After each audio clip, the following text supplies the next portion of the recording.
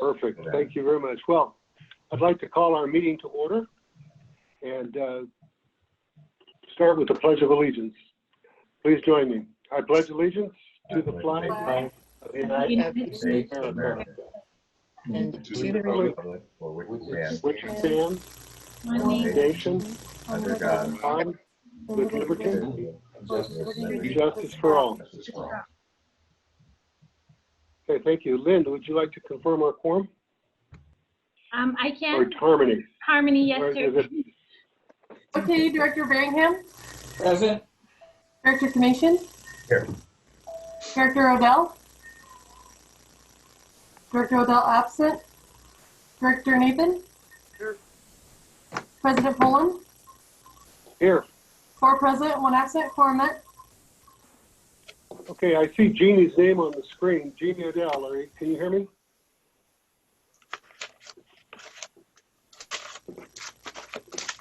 You're on mute, Jeannie. Yeah, There you are. I was kicked out for several reasons, so I'm back. I'm sorry, 5 present, quorum met.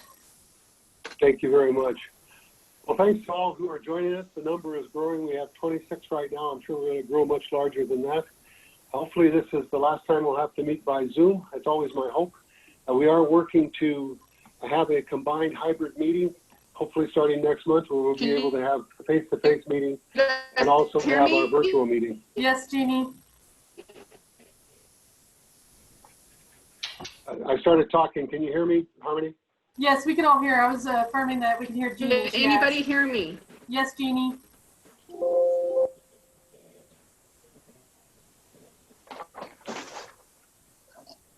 Okay, so I'll continue. If you would like to contribute both during the public comment period or also during our discussion times, you can use the chat box or you can raise your hand.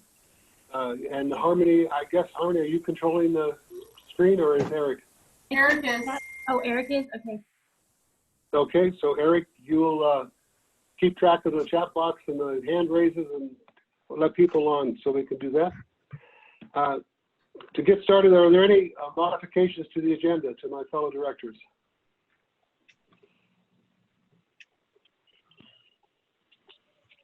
Okay, hearing none, then we'll move right ahead. We do hope to stay on time. We have a very full agenda, but we intend to take care of all of this business in an appropriate manner. Next thing I'd like to do is ask for approval of the minutes. Do I have a motion to approve the minutes for the May 5th and June 2nd meetings? Also move. Thank you, Joe. Second? I'll second. I believe that's Jim. Thank you, Yes. Jim. Any discussion? There were some All those in typos. Chris, there were some typos on for Carrie Pratt. They had it manager planning and compliance for both of those. It's just a typo error. Okay, thank you.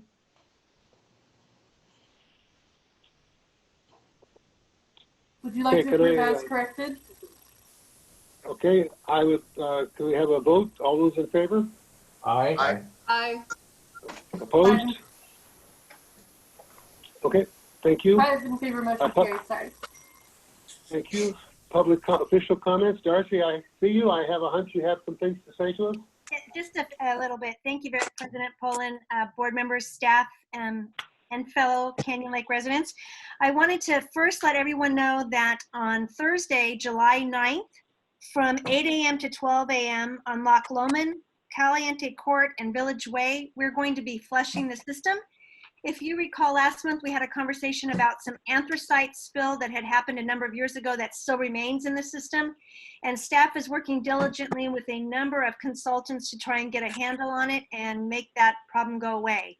You may notice that on Canyon Lake Drive South, there are a number of boxes on top of meters. The meters have actually been taken out and filters installed to try and capture the anthracite to avoid any plumbing issues.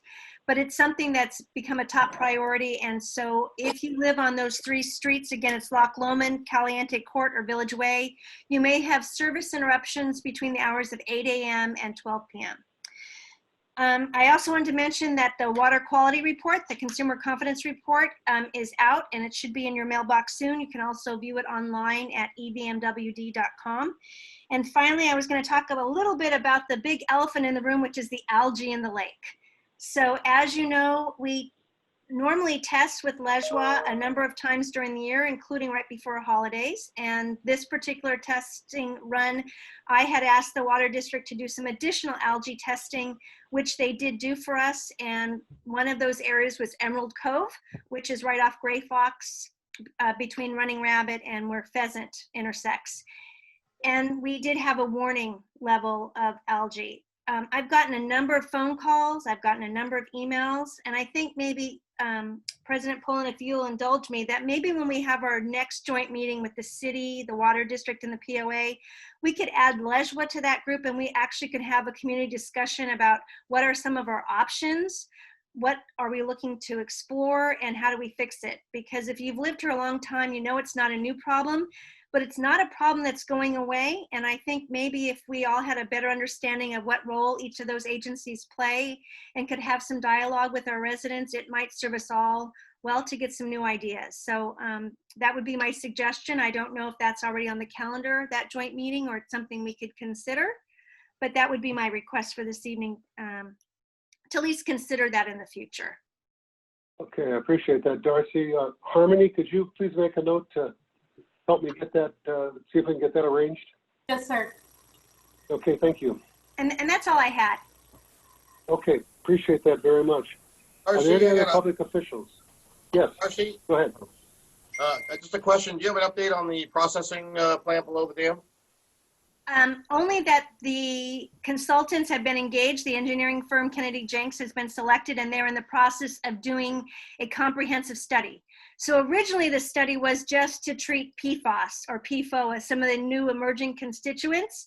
The board directed that RFP to be expanded to look holistically at how we operate the plant generally, looking at all things, whether it be taking more state water project through our system, through the lake, which would help in a lot of ways for water quality and for the lake level, looking at what contaminants may also be in there, both upstream and within, maybe I'll say muck and in the lake or below that, really looking at holistically how, one, we can maximize the efficiency of the system, improve the water quality, improve taste and odor issues, and look at the overall health of the lake. So they have been given a much bigger task than originally was outlined in the beginning, but I would really like to stop doing Band-Aids and decide what we're going to do with that plant, how we're going to operate it, and what the impact is to residents for drinking water and for recreation. So that's the only update I have. We probably won't have anything back, Tom, for probably 6 to 7 months. I mean, at this point in time, that plant doesn't look like it'll be functioning, at least in the near term. It will not. Okay, thank you. Enjoy the higher lake level. Well, Darcy, that's my question. Is there any plan to lower the lake level at all? Not right now. It usually lowers when we turn the plant on. Right. So we're not turning the plant on. So the only lower we had is we did have a dam testing by the Department of Dams. They came out and opened the valves and made sure that everything met safety requirements, which it did exceptionally well. That's the only water loss I'm aware of besides evaporation. So for this year, it's a good thing because we already have an algae bloom with higher lake levels. I can't imagine what it would be like right now if the lake was lowered. That being said, we have to remember that drinking water through that treatment plant is about half the price as it is when we have to import the water.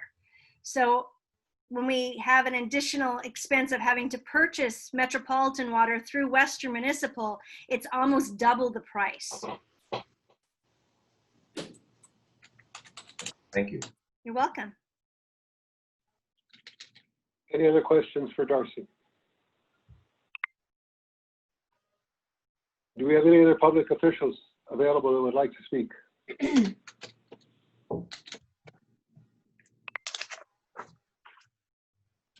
Okay, I'd like to move on to our presentations. We have a presentation on the golf course irrigation system replacement. This is a project that's on our project list that we will be talking about later in the meeting. And we'll be considering approving these recommendations. But as I said earlier, maybe you didn't hear me if you weren't on yet, I wanted Joe to make this presentation now so you'd have some time to think about it before we get to the discussion, to get to the approval action item. So when we have our discussion, you'll have this well in mind. Okay, Joe, go ahead. Thank you, Chris. Harmony, are you able to bring that up? 1 second, please. I believe we're going to. I can share it if I have it. Oh, okay. If you want. I wasn't sure if Eric was sharing the distribution packet. Okay.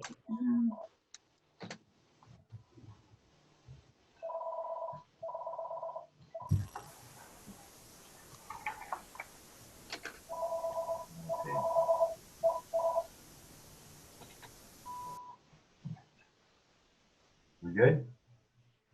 Sure. Okay, thank you. Okay, this is a presentation about the irrigation system on the golf course. Change slide.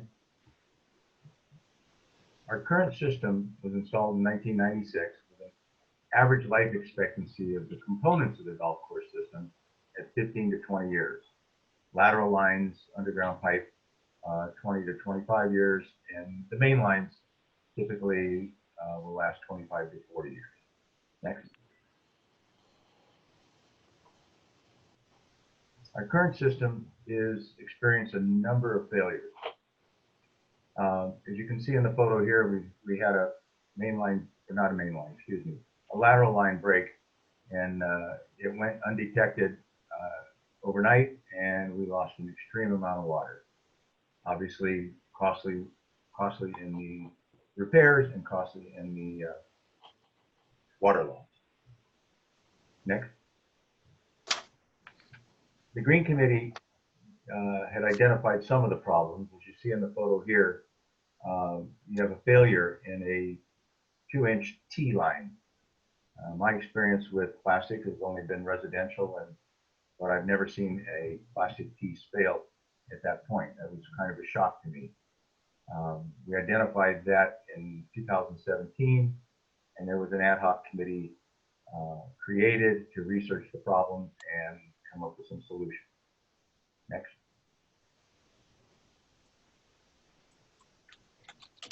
We enlisted the golf course architect, irrigation architect, and he was able to identify all the areas of the golf course that have aged out and need replacement, except for the main lines, of course. And the recently installed potable water pump station on to the greens. It's down by hole 11. Next. As part of our research in the Green Committee, and we identified some new technology that was kind of exciting to see. Technology that would save us water, save us on installation costs, and would be a flexible system that would allow us to expand our system as time goes on and as technology shows itself to us and shows us what we can do. Next. Next. Thank you. One of the problems we have is uneven coverage with the existing system that we have now. And that shows itself at a time like this when the weather warms up and they rely solely on the irrigation system for water coverage. Typically in the winter months, we get a lot of rain that obviously covers the golf course very nicely. But as we get into warmer weather and we need to rely strictly on the irrigation system and the head locations, we start seeing some of the poor coverage that we have. Next. One of the advantages of the new 2-wire system is we will no longer need these control boxes. There are 63 of these spread out around the 85 acres of golf course that we have. And the replacement cost for just those items would be $340,000. The newer technology will allow us to eliminate those and replace all the underground wire with a 2-wire system. In addition, each of those control boxes has high voltage wire, 120 volt wire, that goes to each of those, and that can all be deactivated when we do the new system, if and when we do it. Next. This is a photo of the pump station on hole number 6 that actually feeds potable water to holes 3, 4, and 5. We had Edison come out and do a survey on the efficiency of the equipment, and we found that motor was running at 17% efficiency. So just alone, that's costing us an awful lot of money. Next. Another pump station we have, which is our main pump station, it feeds reclaimed water to the fairways and the roughs throughout the golf course. This is the heart and soul of our watering system for our golf course. Edison's survey identified that that is operating at 50% efficiency. Between the two pump stations, replacing those with newer technology would bring us an annual savings of $12,000. Next. Our weather station has been out of service for some time, and it is a valuable tool to our, our landscape golf course superintendent, It gives him valuable information on weather and water evaporation, or evapotranspiration as they call it. And we're projecting that there's a $20,000 annual savings by replacing or installing a new state-of-the-art weather station. Next. The two-wire system has a number of advantages. It's expandable, which allows us to add any device, whether it's an irrigation head or a moisture sensor, whatever technology brings us, we can stick it in the ground and run 2 wires to the nearest location and program it in. So that's a real advantage to this system for us. This system will give us 94% distribution uniformity, which is the area coverage on the golf course that the heads cover. We will be relocating irrigation heads as we do the installation. So between the newer heads with a better coverage and the newer locations, we're going to improve our distribution uniformity to 94%. Obviously, that'll save water. It'll save maintenance labor. Maintenance labor is being used quite a bit now with all the repairs that's being done. They typically allocate part of the day for one man to do irrigation repairs, the better part of the day, 4 to 6 hours, to do irrigation repairs. They're typically using 2 to 3 guys to stay up with the number of irrigation problems that they're dealing with. New technology gives us more accurate information. Communication between our computer system and the pump station is on a much higher level. It gives us advanced diagnostics. If there's a broken line or broken wire, the system and the computer system and the software will help identify that without digging up a bunch of the golf course. As I said, we can do away with the existing wiring under the ground, and we'll be putting in 2 wires, a 2-wire loop around the whole golf course, and that works out to 90% less wire in the ground. All the 2-inch lateral lines, which are all the piping in the ground that comes off of the main lines, will be replaced. And at those connection points where the main lines and the lateral lines connect, there'll be all new stainless steel lateral valves.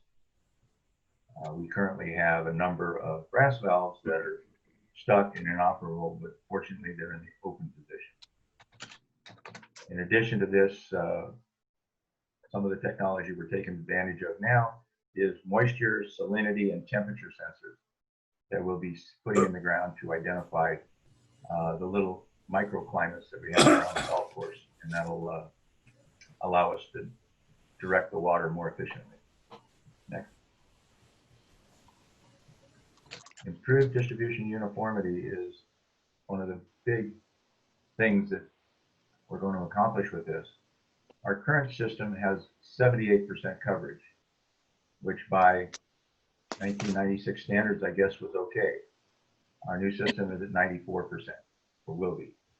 Our total improved coverage is a 16% increase, which equates, according to the architect and the vendors, to an 8% water saving, which works out to a $40,000 annual saving. Pretty significant. Next. So we have some known items that we can look at, and that's of course the distribution uniformity at 40,000, the weather station savings at 5, reduced water loss estimated at 5,000, reduced irrigation repairs. We currently have $13,000 in our maintenance contract for irrigation repairs, and we typically go over that every year. So we spend well over $13,000 for repairs. And this we're projecting it will save us about $11,000. And the new pump stations will save us energy in at $12,000. That gives us annual savings of $88,000. Next. And there's more anticipated savings that we can't actually identify specifically, and that is the actual water save, the actual labor save, and increased play from the improved course conditions. And we just project that we get 5% increased play out of it, we'd be happy. Increased use of the restaurant would correlate with the increased play. Reduced water window. The water window will be reduced, which is the number of hours it takes to irrigate the golf course from night to morning. And the shorter that water window is, the earlier the golf course can open up for play, and the more revenue we get. The expandable technology, which is unlimited what it can help us in the future, and the improved communication from the pump station to computer. Again, when there's problems, we'll know it right away. We won't have a water line, broken water line, go all night and lose thousands of gallons of water. Next. Based on the numbers that we have, and the known savings of 88,000, the projected anticipated savings of around 110,000, we have a potential of 200,000, $198,000. The irrigation project budget cost at this point is $1.6 million. That's a project return on investment in 8 years. Next. The golf course is a living thing, and without proper care and improved irrigation, the conditions will continue to deteriorate. This could cost the community much more than $1.6 million, and with loss of revenue and restoration costs. And we thank you, and hope you can appreciate all the hard work that the Green Committee did to come up with this report. Thank you. Thank you very much, Joe. That is very much appreciated. Our golf course is our most valuable asset, and probably our most, right in there alongside the lake, our most beautiful asset for our community. We will have discussion on this when we get down to the board action items, so just let these thoughts rest with you for right now. I'd like to move on to the consent agenda. That's our agenda items 5A through L. Does anybody want to take anything off the consent agenda?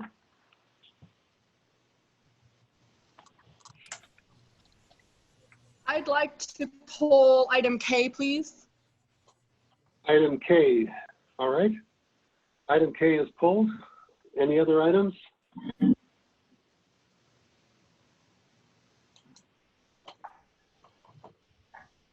Okay, can I have a motion to approve the consent agenda items A through L with the exception of K? I'll make the motion. Thank you, Jim. Second? Yes. Second. Tom, thank you. Okay, all those in favor say aye. Aye. Aye. I'm in favor, motion carried. Okay, thank you. Aye. Okay, let's move on to item K. Jeannie, go ahead.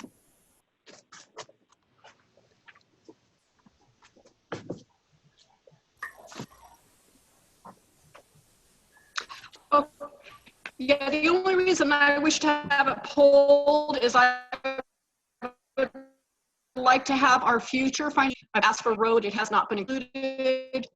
And Susan has told me next. Can you guys hear me? I'm having unstable internet connections. No, You're not not, hearing you. it's very unstable. Yeah, I'm having problems at this end again. So Why don't you try, I just go ahead and try again. Okay, I'd like to, the only reason I pulled it is I'd like to comment on the fact that I would like to have the road reserve expenditures included in this report. We have the reserve expenditure, we have the repair and replacement, we have capital improvement, but our road reserve expenditure account has not been included. So if we can include that for next month, that would be great. Okay, Eric, is that something we can do?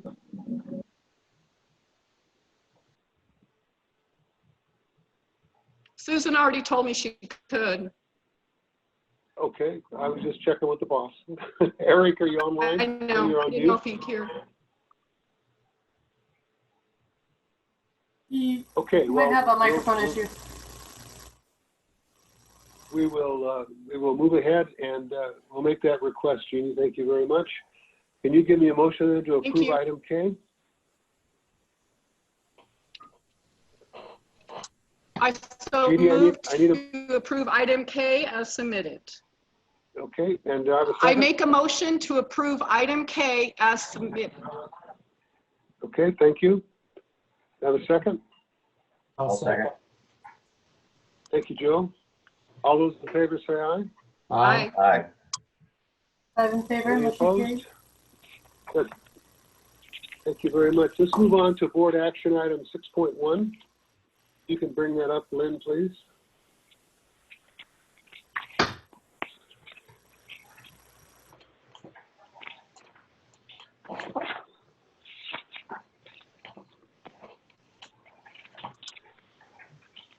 Okay, this is a process that we talked about at the last meeting, in our June meeting.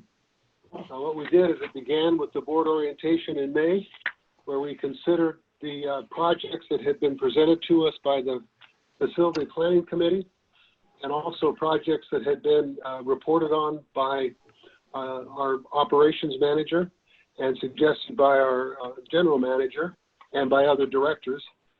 We presented that last month to provide the community an opportunity to comment on these. Go to the next page, please. By the way, I'll say if you don't have this information in front of you, you can go to our community website, go to the Board of Directors page and the Agenda and Meetings page, and look under the July 7th agenda, and you'll see the entire board package. So you'll be able to follow along if you'd like. This is on page, I believe it's 177. So this is the list of projects that we had settled in on. And what we've done is and you've had this information before, indicated what the budget was. This is a first year of a 5-year plan that was given to us by Facility Planning Committee. What we did is we expanded this to indicate if the project was going to be phased or not. And phased had to do with whether it was going to go through the concepts, design, development, substantial completion, and construction, or just concepts and construction. And those things depended on the purchase and approval policy that we expect to adopt tonight. We listed who is responsible for this next milestone, the next phase that it's going on. For instance, the installation of the solar carports in that first line, Eric is taking care of that himself. The next milestone is to approve the concepts. Once the concepts would be approved, then we go into design. Once the design is completed and we have the total project cost, then we have an opportunity to approve it for construction. Along the way, for the large projects, and it shows there what the board action item is required. We need board action on something this large. At concepts, that's what C means. DD means design development. That's when the project is fully developed and we can see all the major pieces. Substantial complete means that the drawings and specifications are in for final review and ready for to give us a total project cost. Construction means that the drawings are finished we have our total cost and we can approve that. The board will be approving projects each step along the way. I go through that because it's important to realize that we are not approving this list tonight for these values all the way through construction. All we're approving is that they're on the list and that they're on the list at these particular phases with these milestone dates. And this also, the dates give you an opportunity and give us an opportunity to know what our targets are for where we want to consider these things. Some of these projects may hit their milestone date, especially if it's August or September, and we may decide based on the outcome of that milestone to move forward to the next phase or to the next step. We may not, but that's what that's what we're considering right now. So we have this remarkable list of projects. We have a whole group that are in scope development, and they fall in responsibility both to staff and to the FPC, the Green Committee, and the Recreation Committee. There's a series of projects here that are in design. These are projects that you can see where they are in their approval process. By the way, when it says no board action is required, that means it's a small project and it's something that staff can do without additional board approval. So the approval is really here tonight. For instance, the North Ski Area shade structure is in that category. And then we have projects that are approved for construction and that will be undergoing constructions too. These are all listed as at CST, which is construction. And then we have miscellaneous studies. And I'd just like to say about the miscellaneous studies, there's two of them. There's a repair and replacement reserve study, which is updated each year, and then it's fully redone every 3 years. We're in the second year of the updates, which will be going forward. We are required under Davis Sterling to update that with major items and then to identify a financial plan for how we intend to pay for those things over the period of time. This is done every year, though it's not done necessarily in a way that is visible. We intend to make that very visible this year. There are many steps to get to this last step in March where it's approved with a financing plan. And this is going to give us a solid roadmap and a solid justification for the amount of assessment that we are going to use to support these repair replacement fund and also the roads and parking lot fund. The ADA survey and recommendation is another study that we have planned for this year to bring us into compliance over a number of years, I'm sure, because there's many things that we have to do, but we wanted to have a full survey and fully understand where our areas of a lack of compliance are. So with that long introduction, I would like to ask if there's any discussion from the floor about these items, and then I'm going to turn to my fellow directors for their comment. So Eric, do you have anybody that's asked to comment on this? No, can you hear me now? Yes. I can. Okay. I have not received messages from anyone. However, the Zoom client is having all kinds of issues today. So if you're trying to speak and we haven't acknowledged you, either speak up or send an email to board@canyonlakepoa.com. Okay, and in your email, regardless of where we are in the agenda, when we receive your email, we'll do our best to understand your comments because we want to get those in. I would like to say that we worked closely with Eric and Steve on this particular chart. My chart just disappeared, Lynn. I don't know, maybe you can bring it back. Sorry, I was trying to check the chat box. Sorry, I'll bring it back up, sir. Okay, good. Okay, so let me go to the directors. Tom, Nathan, do you have any comments on the list? None for me, thank you. Okay, I appreciate that, Jim. No, I just appreciate having something in front of us that community can look at and see what we're thinking about. Okay. Joe? Yeah, I have one thing, and the font is so small I probably missed it, but I looked it over twice and I don't see the docks at Indian Beach. I know we've got the radar equipment coming and we can't put it in without a dock, so is it there? Am I just looking over it? You're right, I can it's answer not that there. question. I can answer that though. Okay, It's not on this list because it was already approved under 1920.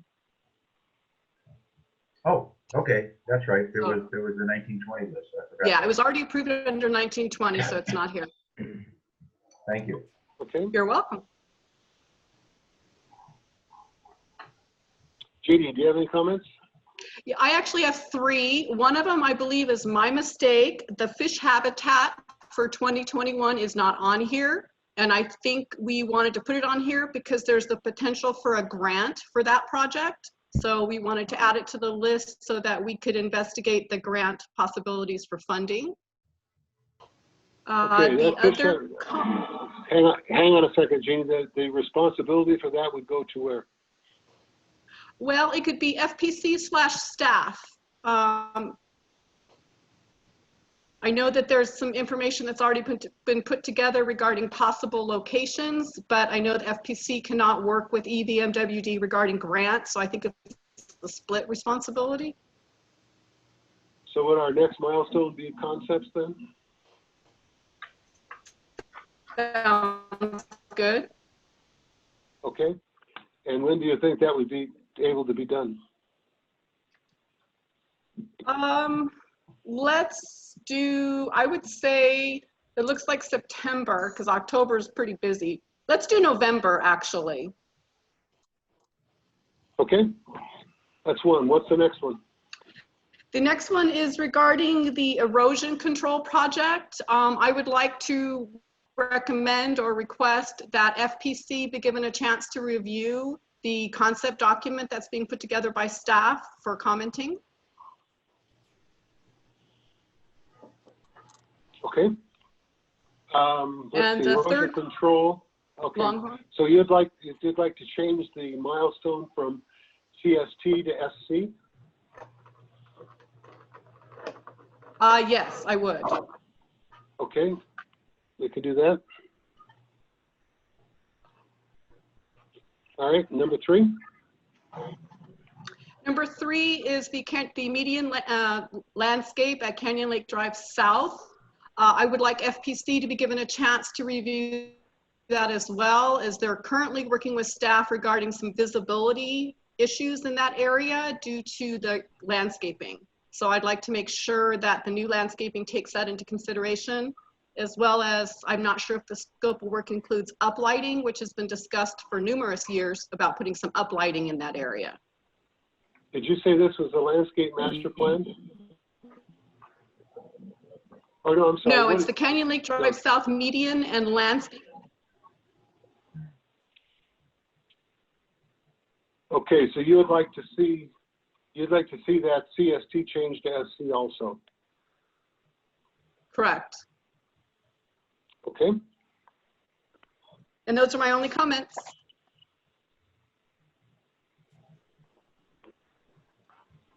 Oh, I'm sorry, I did have one more. Okay. Under the reserve study, repair and replacement, staff comments are revised estimate. I wasn't sure what that meant.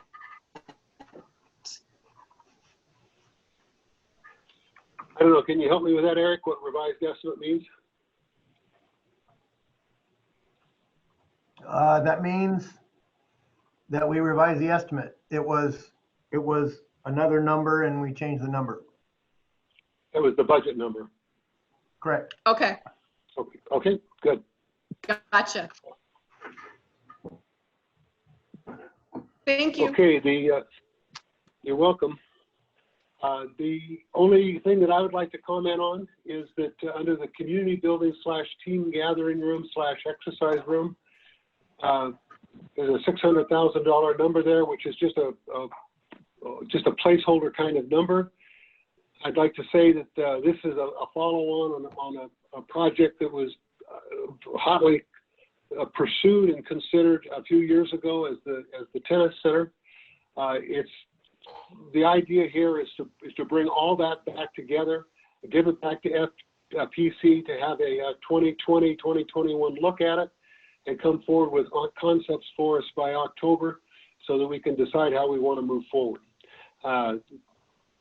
That was added on after our last meeting, and I think that's a good thing. We had taken and we had put together the team gathering room and the exercise room and the community building all on one line because we felt that those things could possibly all go together.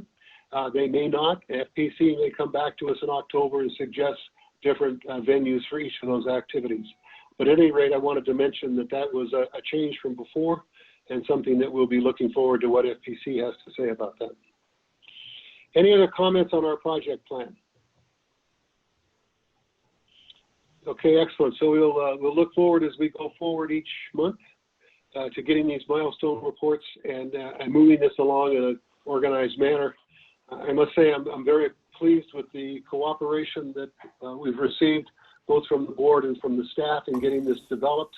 One of my promises was that we were going to figure out how to re-engage the community and re-engage the committees in a very thoughtful manner, but in a way that doesn't slow down our excellent process that we have now to get things done. And I think this is going to be a tool that's going to allow us to do that. So thank you very much. I'd like a motion to approve this project plan as amended.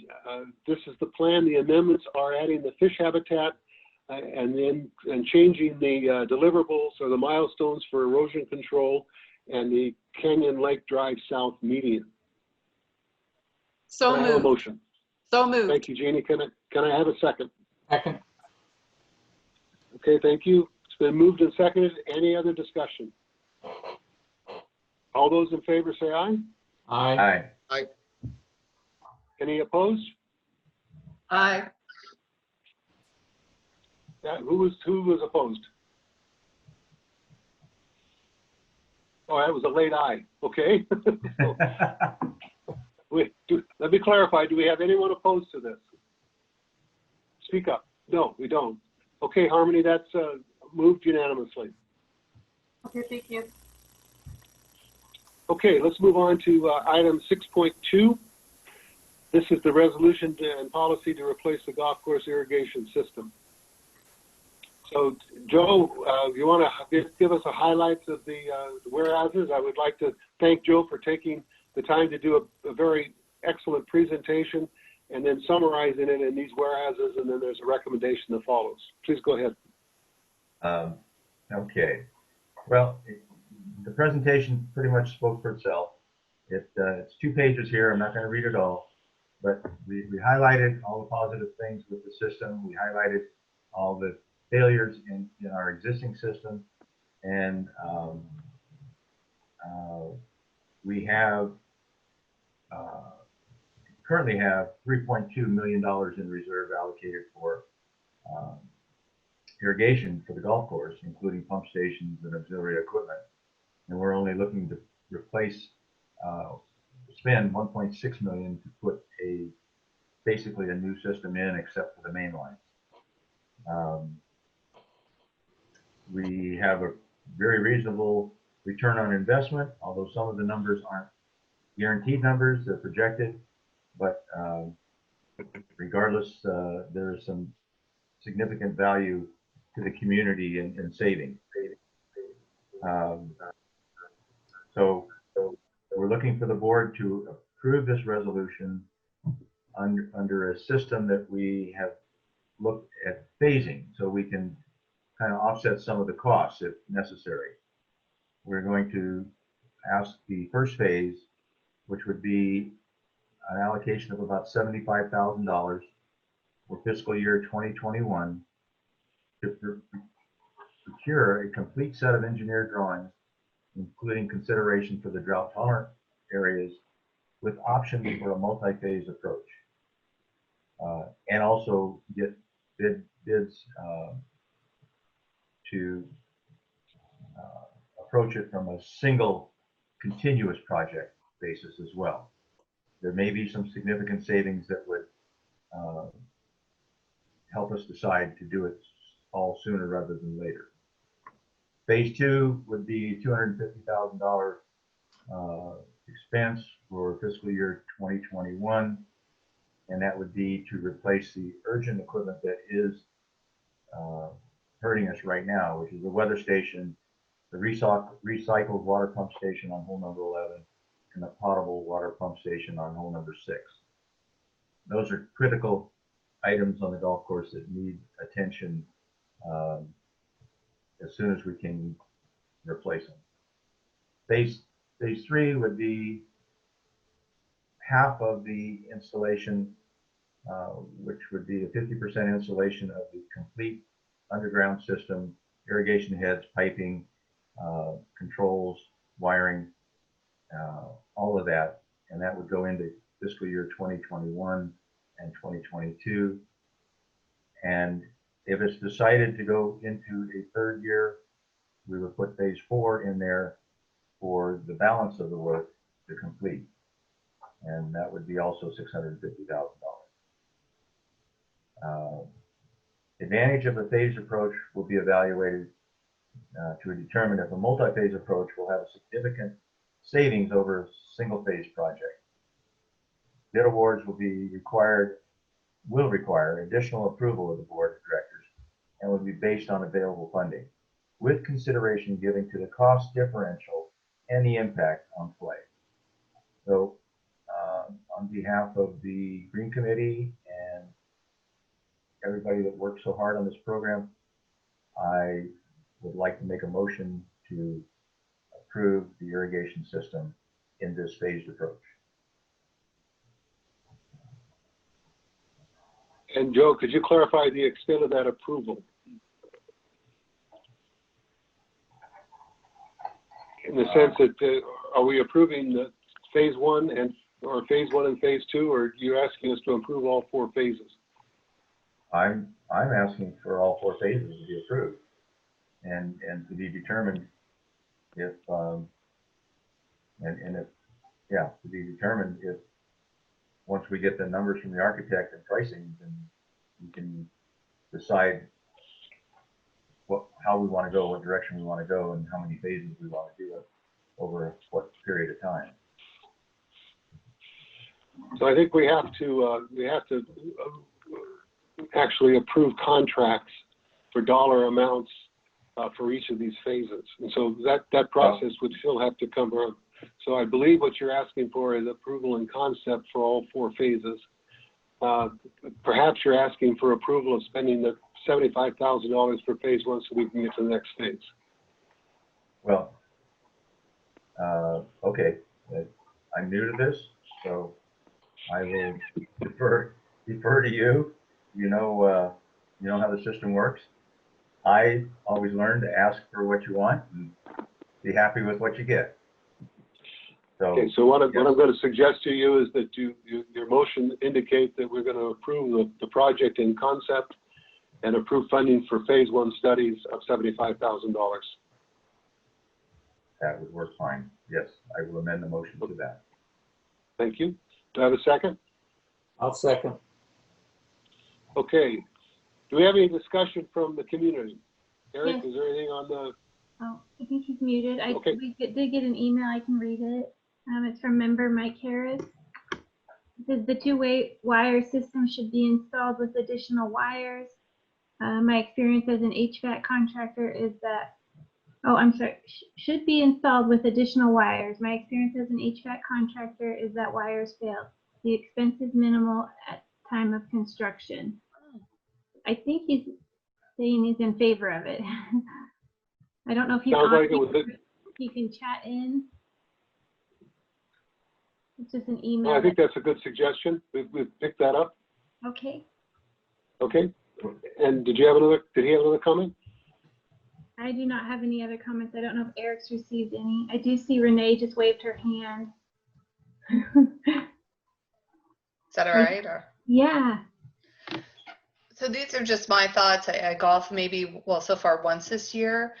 It just from looking at the presentation, and when Joe mentioned that we may be able to get a better deal if we do all phases at the same time, to me, this is like ripping off a Band-Aid versus slow peeling. I'm one who's like, let's get it done. It needs to be done. Things are eroding. It's only going to cost us more. From the cost saving perspective, we know water's going up. We know electricity's going up. And we also know the cost of labor is going up. So I'm not even sure if that was included in the factor of the increase of that, those additional costs, or if we were just looking at the cost savings based upon today's dollars. I would be one, since the money is already available, we're not looking to raise additional funds to be able to put this project in force, to go with the Band-Aid approach.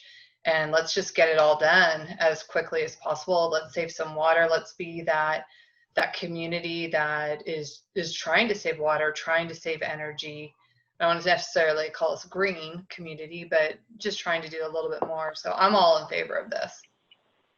Okay, thank you very much. And to clarify, Mr. Harris re-emailed me and said I'm in favor of the project. Okay, thank you, Mike.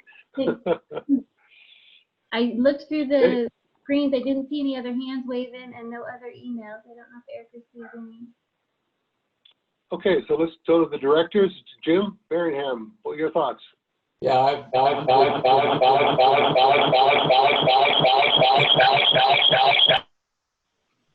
that's good. We had this trouble this afternoon. I think it's a Zoom thing. There's something in the system that makes it echo once in a while, but it goes away. Okay, so Jim, I'm going to take that as a yes. Yes. You're in favor? Thank you very much. Jeannie? Yeah, my question is more one of process. I'm just wondering why we're doing a resolution for a project rather than just approving it as part of our project list. Well, it has been approved as part of our project list. Right. We just did that. And what we have here written in a resolution form is the concept. And so Okay. this is an approval of a concept. I judge that the $75,000 is going to buy us design development information. And with that design development information, we're going to be able to go forward with substantially complete drawings. And we're going to be able to make a decision about whether we want those drawings to show 3 phases or 1.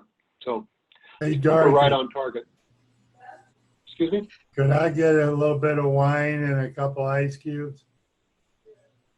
Appreciate Joe, I it. can't help you with that. I think Joe needs to mute himself there. But yeah, thank you. I was just wondering about the process, and we'll talk offline about that. But I absolutely have no problem with the motion. Okay. It's Jeannie. Tom? Nothing in particular with the project. The only thing I would suggest for Joe is there's a lot of reference to the Green Committee being but I'll say my impression was that they were the ones who determined all of this or came up with the answers as if they were the experts. And I think it's probably more likely that there's other stuff behind the scenes. Like I recall the Brent Harvey report on the irrigation system a few years ago. So probably important to bring forth the documents and the outside consultant information so that people can see that it's not just the Green Committee making this decision, but it's supported by the opinions of others, including experts. Tom, I did mention irrigation architect was consulted, and yeah, Brent Harvey was very valuable in the information that he gave us. And yeah, and so all the decisions, most of the decisions were based on the information that he gave us. That's it for Joe, me. as I recall, I'm sorry, go ahead, Tom. I say that's it for me. Thank you. Okay. I just wanted to also mention that, Joe, I believe you spoke to a number of vendors about the equipment that was available, and all this is done in consultation with Mark Lauder, our golf course maintenance superintendent, and his experience. Yes, we talked with Toro. We actually visited Toro's site and we talked with Rainbird. They both did presentations and gave us numbers based on the equipment we were looking at that Brent Harvey had identified. So, no, it was a very thorough job with the Green Committee who organized it and put it all together. But, yeah. Well, I'd just like to add a couple of comments. I'm very, very pleased that we're getting support from the community for this.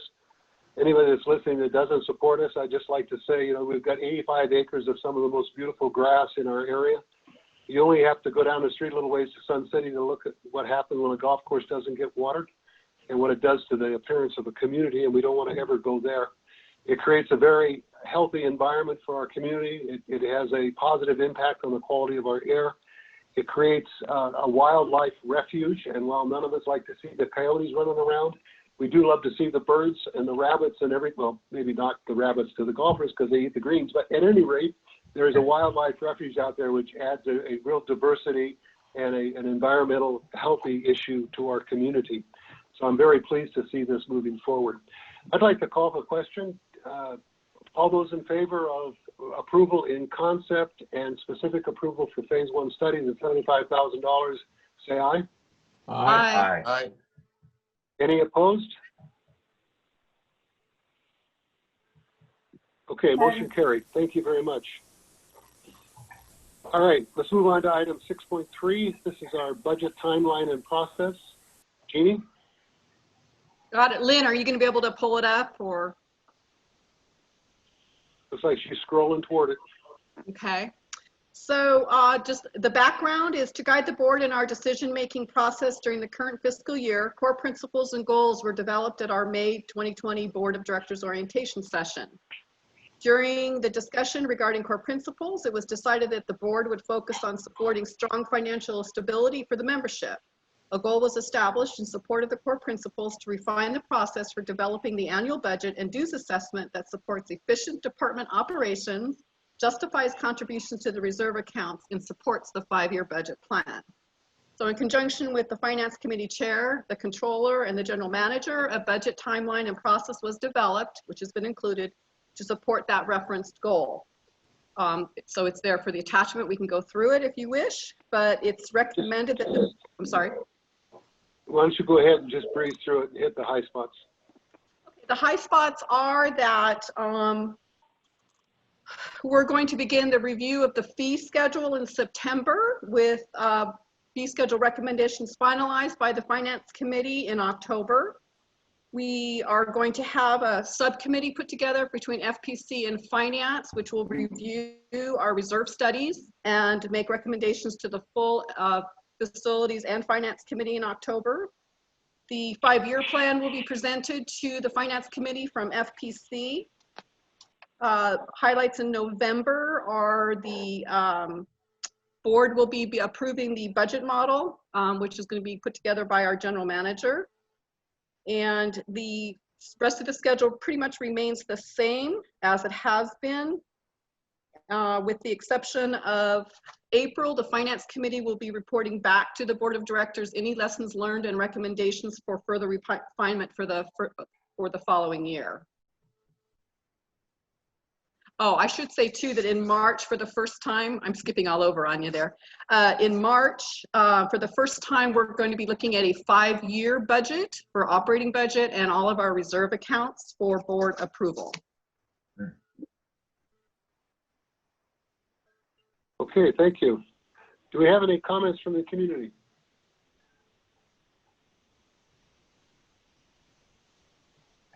Let me check real quick, sir.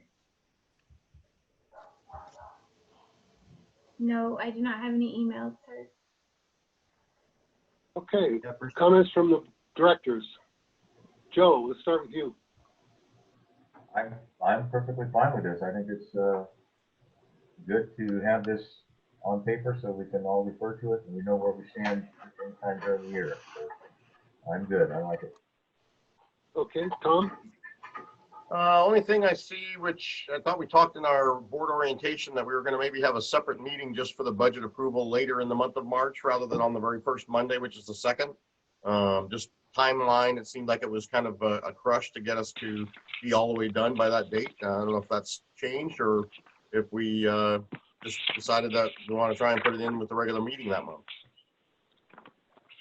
In response, Tom, we did decide that we were going to try it in the first meeting. We still have time that if that meeting agenda is too full, that we could have a second meeting on March 9th to solely deal with the budget, but it cannot be later than March 9th, as you know, because we need to publish the following fiscal year budget by April 1st. So March 9th would be the drop dead date for the second meeting. So we tried to leave a little wiggle room if we needed it. Okay. Okay, Jim? I'm very happy seeing something like this so that you can actually plan from year to year what you need to do and you don't skip anything. So it's a great guide on where we're at and where we're going.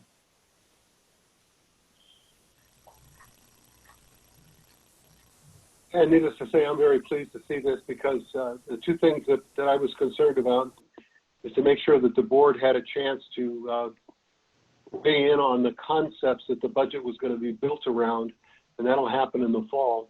And these are the big ideas about what we need to do to move forward with the development of our community, just from a conceptual standpoint. Then the finance committee can take that and get down to the weeds about what we can afford to do and what makes sense to do on all of that. The other thing is I'm very pleased that we're going to have a very transparent and published process to justify the amount of money we're setting aside for our reserves. That has always been done in the past, though it's never been perfectly clear. And I think many of you know that there have been times in the past where that was part of the juggling that was going on at that workshop approval meeting about how much we're going to set aside for our reserves. This time we're going to have a visible, transparent financial plan for how we're going to pay for our reserves, and that'll be the basis of the recommendation for how much money to set aside. Okay, can I have a motion to approve the budget timeline? So moved. Have a second? Second. Okay, moved by Jeannie, seconded by Joe. All those in favor say aye. Aye. Aye. Aye. Any opposed? Motion carried. Okay, now I'd like to move on to item 6.4. 6.4 and 6.5 we have assigned to the Appeals Committee. Joe, I think, unless we have a representative in the Appeals Committee, I think you need to help us with these two. Okay. I'll wait to see if someone's there, or Mary's not there. No, sir, Mary's not attending today. If Okay. you want to do it, or I can. No, it's pretty cut and dry. The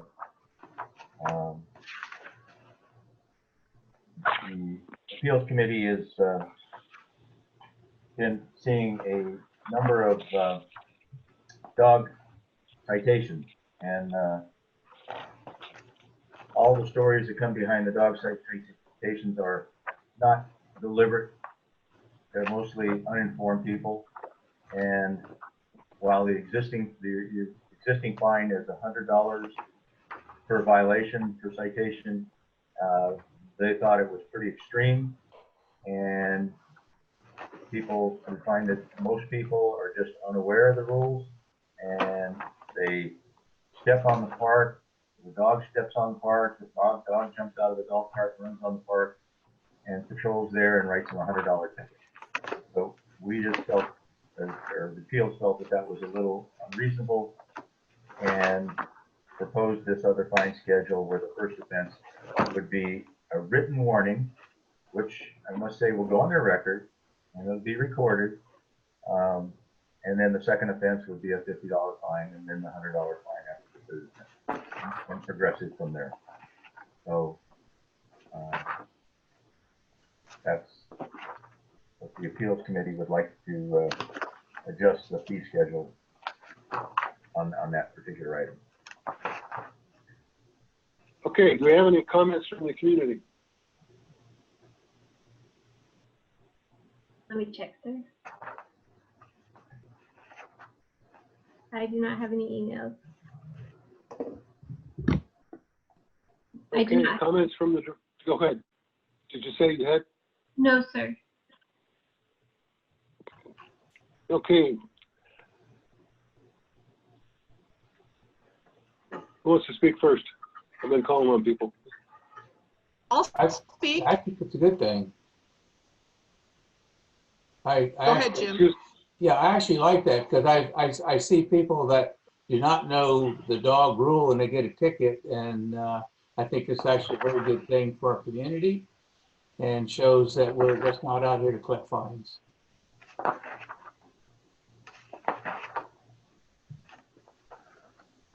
Okay, Tom?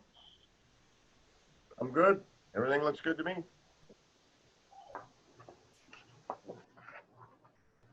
Oh, Joe talked. I'm sorry. Go ahead, Jeannie. I support this because I think it's important to realize that the fine for speeding is only $50. the first fine for speeding is only $50. So it makes sense to bring our fines more in line with the fine fits the crime, shall we say?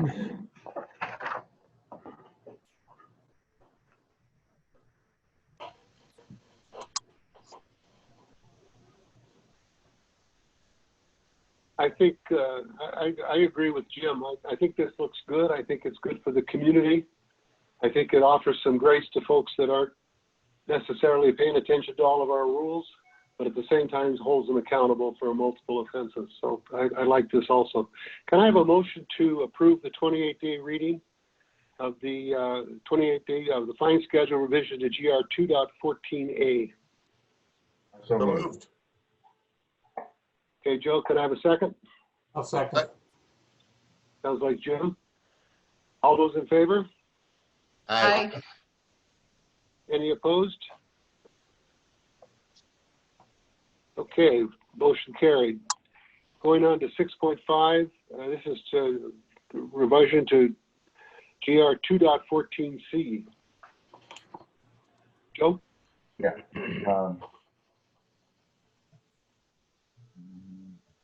Sorry. Would you like Lynn to take care of this one? Yeah, no.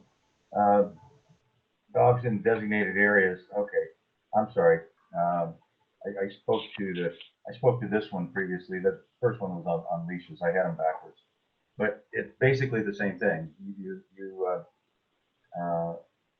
have people that aren't aware of the rules and aren't that informed. A lot of weekenders, and the committee just felt that the same fine schedule should apply to whether the dog is violating the leash law or in the park law rule.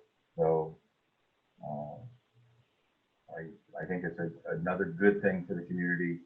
And I got to tell you that the appeals committee is not looking to penalize anybody or make life miserable for people in the community. They want to be fair, and they want to be they want the people to enforce the rules, but they want them to know the rules. And so this is one of the changes that they'd like to make people a little bit more aware of what they're doing.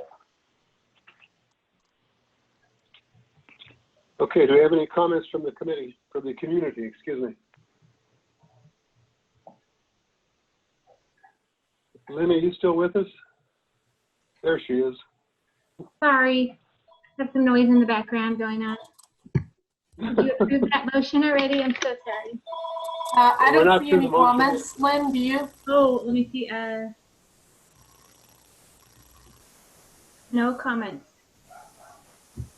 Okay, great. Thank you very much. I heard a Is dog any bark. director? Yes, dogs and kids. Sorry about that. He wanted to say something. Yes. Since this is so much like the last one, I'm just going to ask if any directors want to speak about this particular 28-day ruling.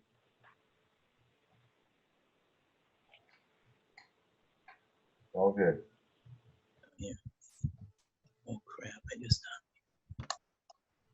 Okay, can I have a motion to approve the 28-day rule for rule revision GR 214.C, designated area for dogs? So moved. Second. Thank you. Jeannie, second. Joe, second. All those in favor say aye. Aye. Aye. Any opposed? Okay, motion carried. Thank you very much. Let's move on to 6.6. This is a 28-day reading on PC 8.1 related to improved lots. Cheryl, I saw you a minute ago, or will you be able to explain this to us? Yes, good evening, everyone. So what this is a rule revision for an already existing rule. The ACC committee has found that a clear definition of the PC 8.1 is required of where trees shall be planted. So there's an area called the courtyard in the front of the property, which is not considered the front yard, and they don't wish for trees to be planted there or considered to be a part of the front yard because that area can be developed as habitable space. So this update will include the definition of the area in which the tree can be planted. So the front yard, which includes a portion of the community setback, as long as it's planted within 6 feet back from the curb, and the 20-foot front yard setback. There's not going to be any changes to the actual fees. If you want, I could actually read the rule, but the rule basically is just going to be explaining what is considered to be the front yard. So it is recommended the Board of Directors approve this 28-day reading for a rule revision for PC 8.1 under approved lots as attached. So just to clarify a little bit, Cheryl, the difference between the front yard and the courtyard is the 20-foot required setback and the distance between the 20-foot setback and the front of the house? Correct. So your first anywhere between 4 and 20 feet is considered the community setback, and then you have 20 feet from the edge of the property to usually to the garage. And then anything from the garage back, there's an area which actually can be enclosed completely and is considered to be habitable spaces, even though most people won't do that. So the committee has requested for this rule change so they can clarify that trees, in order for it to be considered 2 trees, it has to be planted outside of that courtyard area. Okay, thank you very much. Any comments from the community? No, sir. Okay, comments from the directors?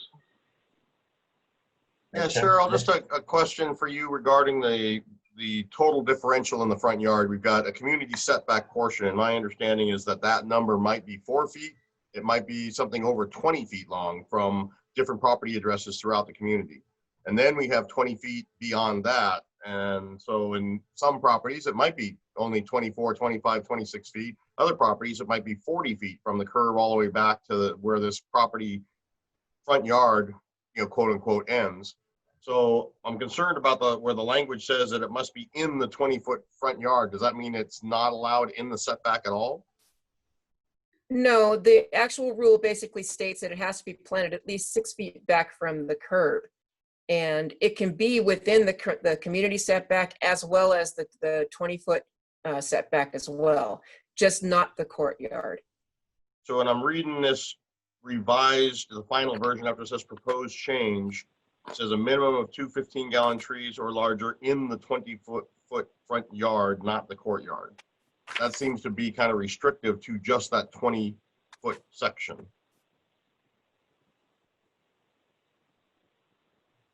We can take it back to have it revised. I can see what you're saying. That does appear to be a little bit confusing. Let's go ahead and just table this, and I'll have it brought back for next month. I'll talk to the committee and we'll maybe revise it a little bit more.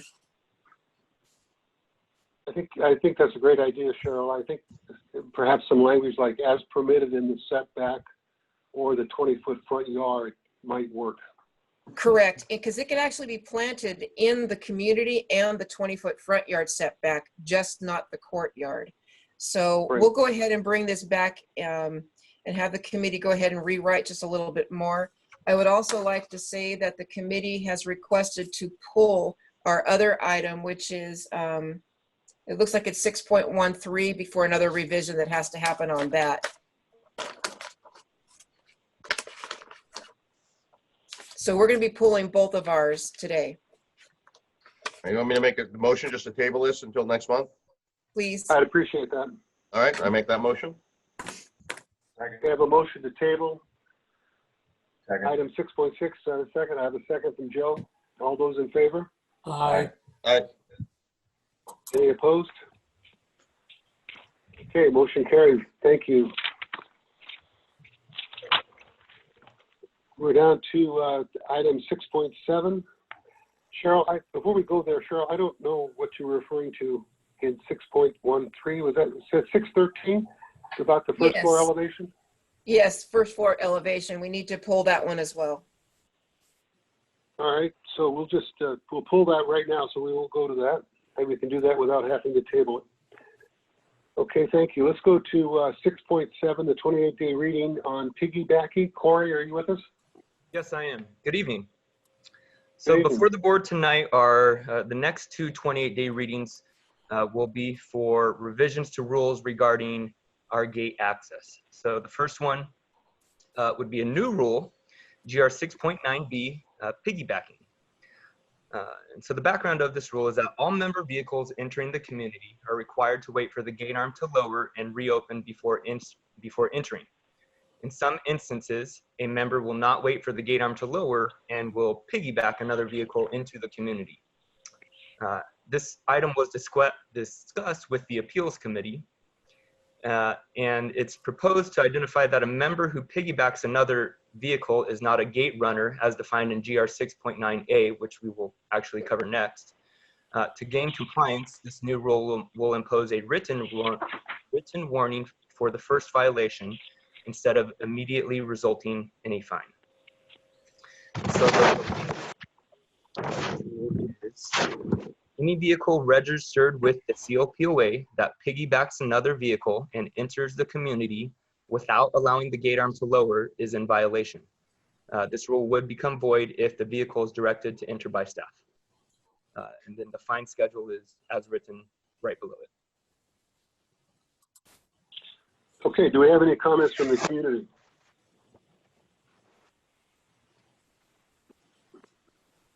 Not that I can see. Lynn, do you have an email? No. Okay. Comments from the directors? Yeah, I'd like to just modify this slightly to mirror the same that we did with the dog rules and make it, instead of where it says fourth offense 150, to just delete that and instead put progressive, just like the other rules that we've already approved tonight. Seems like we've established it's a $50 increment for each offense, and I'd hate to have it stop at 4 for somebody that's actually going to do it 6 or 8 or 25 times. Okay. So progressive means that the $50 just continues to grow by $50? Yeah, the progressive fine, meaning that it just incrementally increases $50 for each successive occasion. Okay, let's take that under consideration. Other comments by directors? Jim? No, I mean, I could support what Tom said. Okay, Jean? I'm good. Joe? I'm on board with this. I was there when they talked about it in the appeals, and I think it's a good rule to have in place. And it was kind of difficult to call homeowners who live here and have valid ID gate runners, and so they came up with this solution. So I think it's a good one, and I'm fine with Tom's suggestion about progressive. I think that's fine. Okay.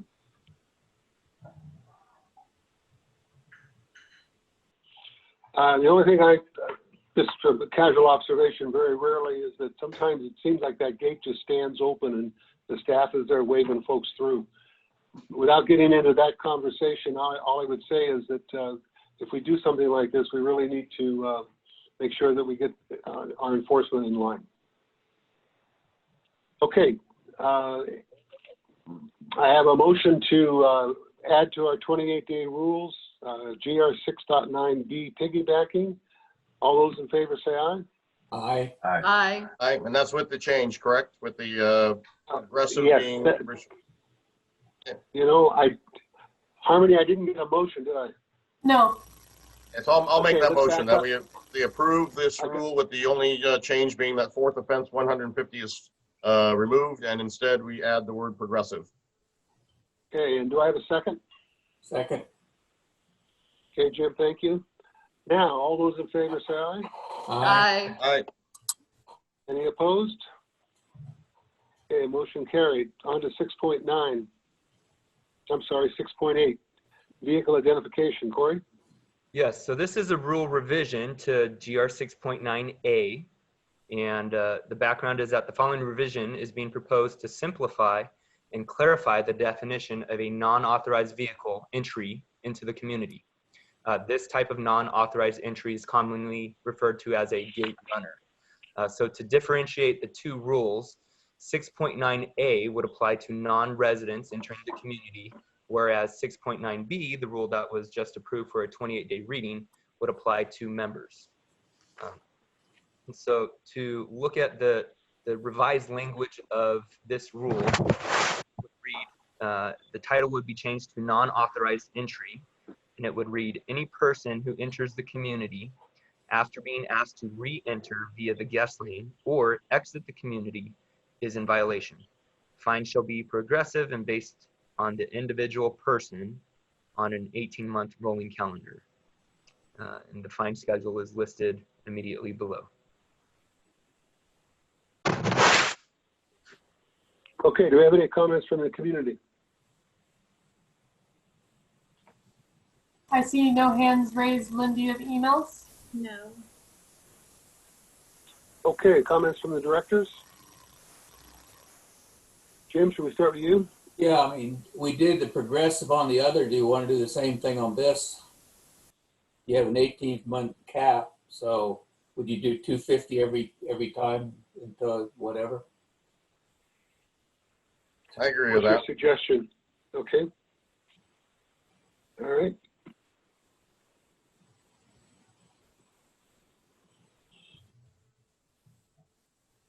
So Tom, I take it you agree with that change, Jeannie? I'm good. I don't know what I just did. And Joe? I'm good with that.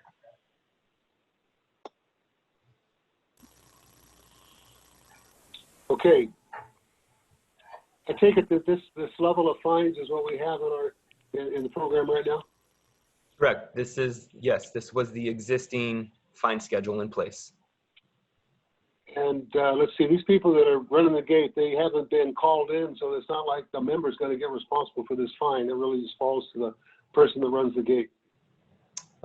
In some instances, it's a person that has not been called in that says, I should have been called in, and decides to enter the community after being asked to leave because they cannot be located. So then sometimes these fines do fall to our members? Yes, ultimately, the prime member is responsible for the actions of all their guests and invitees. And I think a number of the directors have served on the appeals committee. Has that ever been an issue? The level of the fine for a gate runner to a member? Has that fine been applied? Is that your No, question? has it ever been appealed as being excessive, and the appeals committee has thought that it was excessive? Well, they all do. Yeah, I can't remember a specific one for gate running. Well, actually, I do. Yes, there have been concerns raised about the excessiveness of the fine, but I don't know how valid their concern was. I'm recalling gate runners being sometimes members who don't have proper credentials, whether it be the RFID or an ID card, or in the days of the window decal, and they would blow through the gate because they said, I live here and I don't have to show you anything. And so I think that's really where this is targeted. The person that comes, like Corey described, as being a guest and I should be on the list.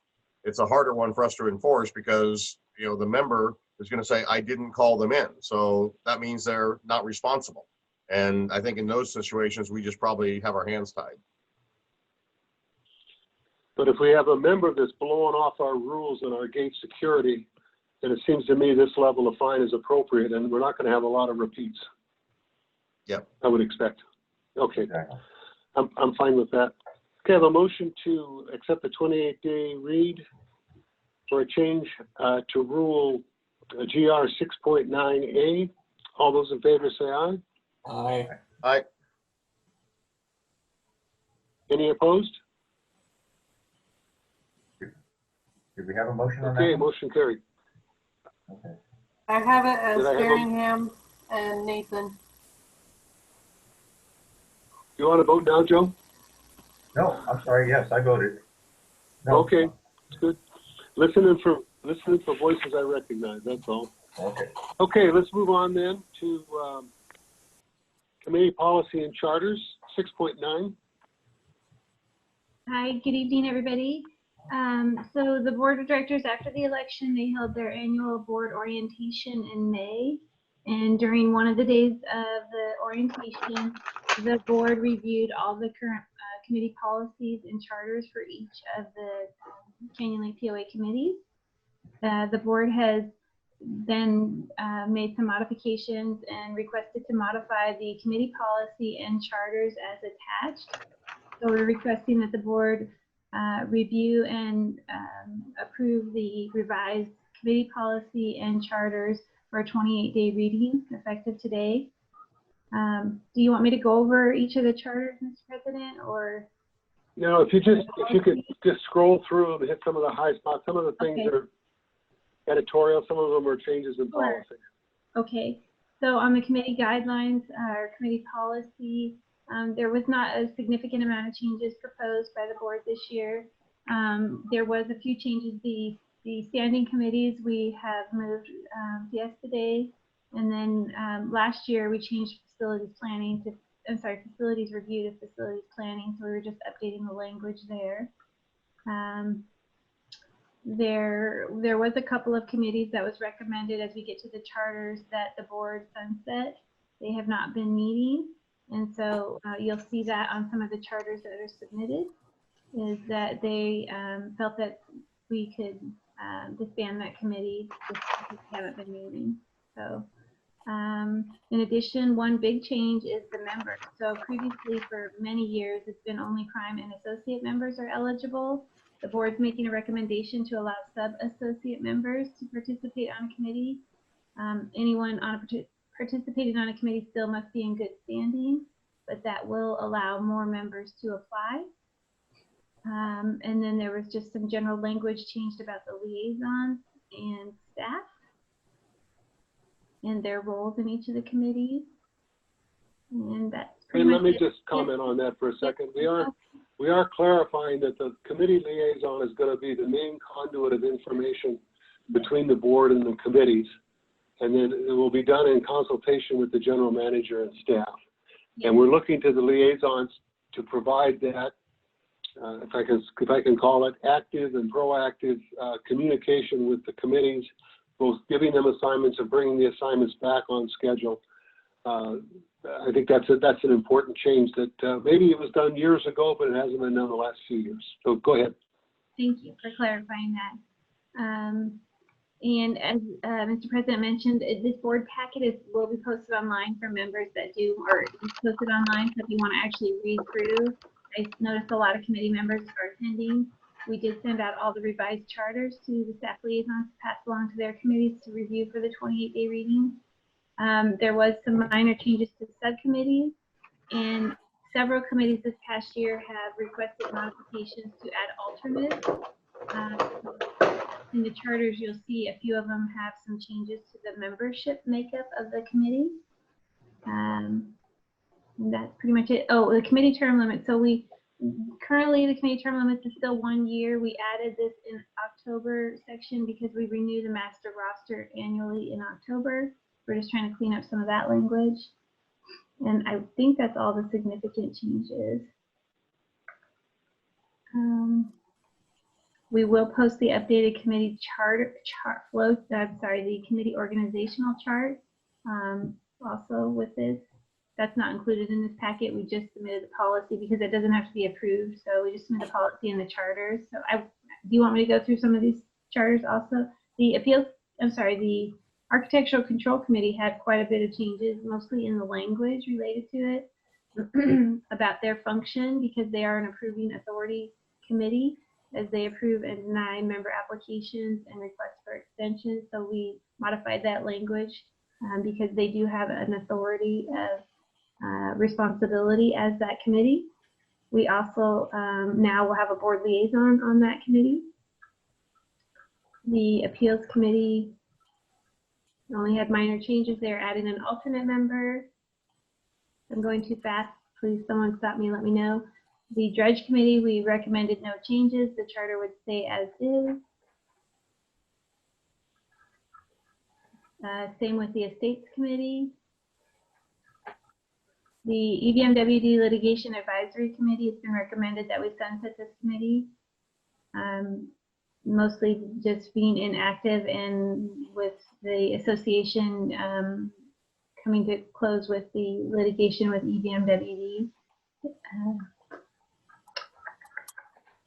The Facilities Planning Committee, there was a few modifications recommended on the function. So as Mr. President mentioned, trying to change some of the role between the liaison and the staff and the committees. There were some modifications about their current tasks and what the board would like to direct that committee to do. We're trying to streamline the process a little bit more efficiently. This committee, they're recommending 2 alternate members, so there was that modification made. The Fiesta Day Committee, we've determined, it's been recommended that they will be a standing committee and not an ad hoc committee due to the function that they spend a good portion of the year meeting and planning Fiesta Day. The Finance Committee had some modifications to their charter in regards to their responsibilities that they do. The committee has reviewed the charter, so they will be discussing with staff any recommendations, but it's mostly, again, similar to facilities planning. This is a function of how they operate with the general manager and the board and the tasks that the board would be assigning to this committee. Director O'Dale had mentioned some functions of the committee with planning and budget process. The Green Committee, I believe there was only a few modifications to it. Yes, so the Green Committee, it's recommended that they meet with the Facilities Planning Committee when identifying projects. A lot of this, though, will come at the recommendation of, at the direction of the board. So there's this modification here. I'm almost done. Recreation Committee had minimal changes, just some language changes.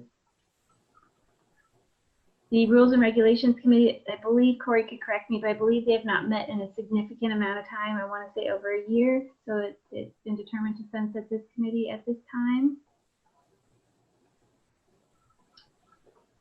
The Security Advisory Committee also has been inactive, so it's recommended to sunset this committee. And the Senior Center Work Group, the Senior Work Group, we're changing to the Senior Center Work Group. There's a lot of different functions and groups that use this facility. And since it is its own facility, we're kind of identifying it as the Senior Center rather than just the Senior Work Group. And I believe, last one. PWG, again, some minor modifications. Can I just Yes, sir. bring your attention to the first PWG, sir? PWG, yeah, the first bullet point. Sure. The first line, it makes sense. All Tuesday work group tools are maintained members or by members of the. So I think you meant to strike out too out many the word words. of the. Oh, okay. By members, okay, or of the group. Maintained by members. Okay. Compared to beyond the normal. Yeah, I think the balance of that sentence that was struck out, Lynn, ought to be put back. Okay, correct. First bullet. My apologies for the error. Okay. Did anyone else? I know I went through it kind of quickly. Did anyone else have any general comments? Is this Lynn? about a 8-day reading? Yes. Lynn, this is Cheryl. I was curious, is there a reason why we didn't get to put in the alternates, the increase in alternates for the ACC? I thought that I did increase the alternate position on the ACC. Did I skip past that? It still said 2. If we can go ahead and please increase that to 4. My apologies. I may have not given her corrected when I did modify that to be 4 alternates. So for the viewers out there, the way that it's structured is 3 members, and we were increasing the alternates just to have participation in the meetings. Is that correct, Cheryl? That is correct. We are inviting ourselves in. That committee meets 52 weeks a year, and we're looking for volunteers for all the virtual listeners out there. And we take sub-associates now. Oh, I'm sorry. Okay, so we'll correct that. So the ACT committee has 4 alternate members in the recommendation. I'm so sorry I'm going so fast. Lynn, one more thing for me. Yes. On in the committee policy, on the top of page 4, it's under the paragraph alternate committee members. But on the top of page 4, the top paragraph, the very last sentence, I think can be totally or should be totally eliminated. Well, so we had a conversation about this the other day. If you want to eliminate it, or the board wants to make a recommendation, that committee membership has 5, and I believe that they originally only had them deliberate when a committee member was absent to eliminate the tie vote possibility. But if the board wants to recommend the change, we can. It was, I had a conversation with Mary about that, and I believe that's why they put that particular line in there. But that's your decision as the board. Well, the committee has 5. Correct. If they're short one member, there would only be 4. And according to this, they can't call in their alternate. So there would only be 4. Where the alternate member shall only deliberate and vote where quorum, where quorum is not met. I see what you're Exactly. saying. Not just as the alternate member. Okay, we can. So you have to wait until they're down to 3 to call in the alternate, and that would give them 4. I see what you're saying, sir. Okay. So strike that sentence as your Yeah. okay. And Mary was okay with that when I talked to her about that. Okay. I thought this was in regards to the 6th member voting. Oh, all right. I mean, I would say that should be modified to something on the order of, when a standing member is not present. I believe the charter indicates that also on that particular committee.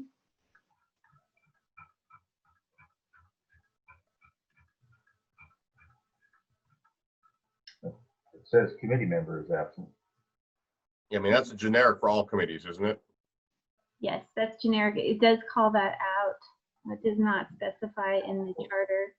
So we can indicate that. So is the board recommending generically that committee alternates do not deliberate and participate, or that they do? That particular committee, they did have a different participation of the alternate at one point. Some committees, the alternate does participate and vote. So since it's a 28-day reading, we could take that recommendation and review and modify accordingly with comments, if you'd like, Mr. Well, let's find out. What I'd like to do is hold on to that one and see if that's something we'd like to change. I'd love to be able to change these things now, so when we get to the end of 28 days, Okay. unless there are other changes that come up, we can go ahead and approve them. So I guess before we go any farther, are there any, let's talk about this one. I'm struggling because I've been asking for community input. Is there anybody from the community that wanted to comment on the committee policy or charters? I see no hands raised. No. I did not see the emails, sir. Okay, so then let's go back to this question that's been raised now that you have on the screen, and whether we want this exception for the appeals committee to be taken out, or what change we'd like to have. Joe, could you please repeat what you suggested? What I suggested? Wasn't it you? I'm sorry. Well, I was asking for that last sentence, starting with the word "the exception shall be," to be totally eliminated, and then just go with the standard policy for using alternates, use of alternates, and including all committees, and not identifying separately the appeals committee and having any special rules for that. Okay. And Tom, your comment? No, I guess I missed the part that this was really specifically an exception for the appeals committee only. So I'm tending to agree with Joe right now. Okay. Jeannie? Yeah, it's my understanding that the alternate is only a voting member when needed to meet quorum. So I agree that having the appeals statement in here clouds it.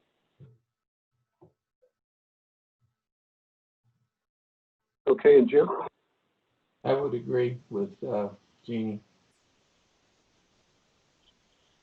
Okay, so then we'd want to scratch that last sentence. Okay, we'll do this. Any other comments on the committee policy or the committee charters? I got a couple grammaticals for you, Lynn, on the architectural committee down on page 221 on the PDF, but it's a couple pages down from here. The first bullet point where it says review and approved with a D, we're going to strike that D. Make Okay. it just approve, so it's not past tense. And then scroll back all the way down to TWG, where I know you already were there. Mhm.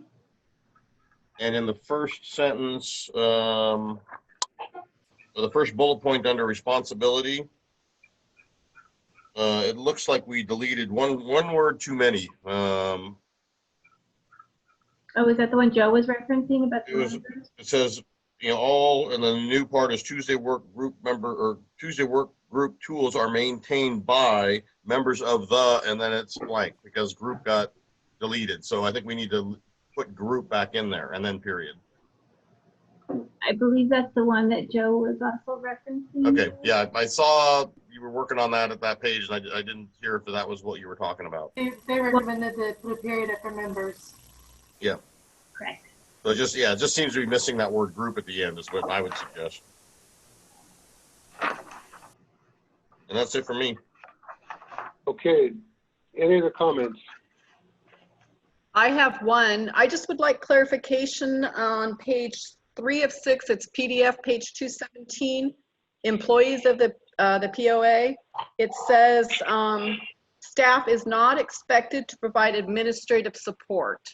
And I think I understand that, but what if a presentation needs to be put together for the board and information, documents, slides, whatever is needed from staff? Obviously, we would go to the staff liaison or the general manager, but I guess I just need clarification, kind of what is meant by all of that. Sure. So Jeannie, are you referring to getting information from the staff or getting administrative support from the staff? It says staff is not expected to provide administrative support. So does that mean? For what you just described, administrative support in my mind would be asking staff to prepare the PowerPoint presentation. Okay. Providing information which is I think what you said, would be asking the staff to provide information that you would use to create your PowerPoint presentation. Maybe expand it and say expected to provide administrative support for the committee. If the board wants something, then they would do something for the board. But for the committee, you wouldn't want to have, or the committee, I guess, wouldn't be able to assign tasks to a staff person. Right, and this is a committee policy, so we can say that just for clarification. But that is part of the deal.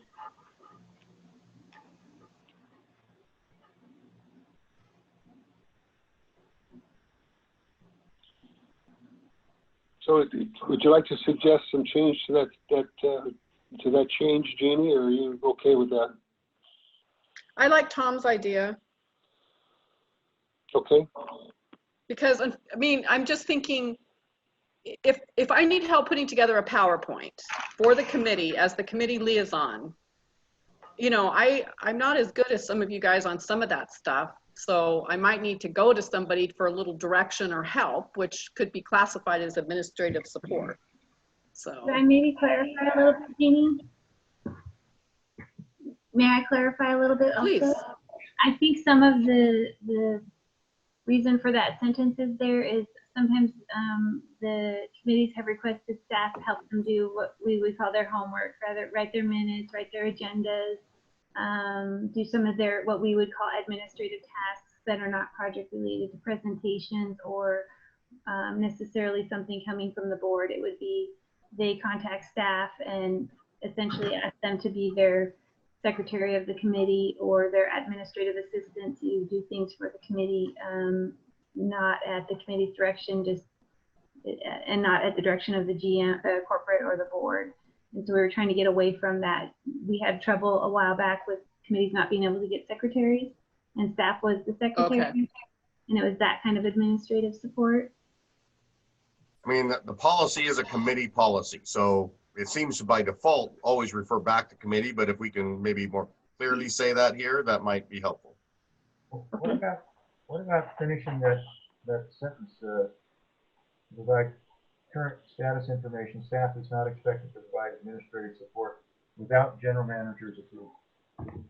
Or just say, for example, meeting minutes, you know, et cetera. Just give some, maybe, if that's the issue, is that there was an expectation that staff was going to put together the meeting minutes, and I mean, staff still distributes the meeting minutes and copies the meeting minutes, right?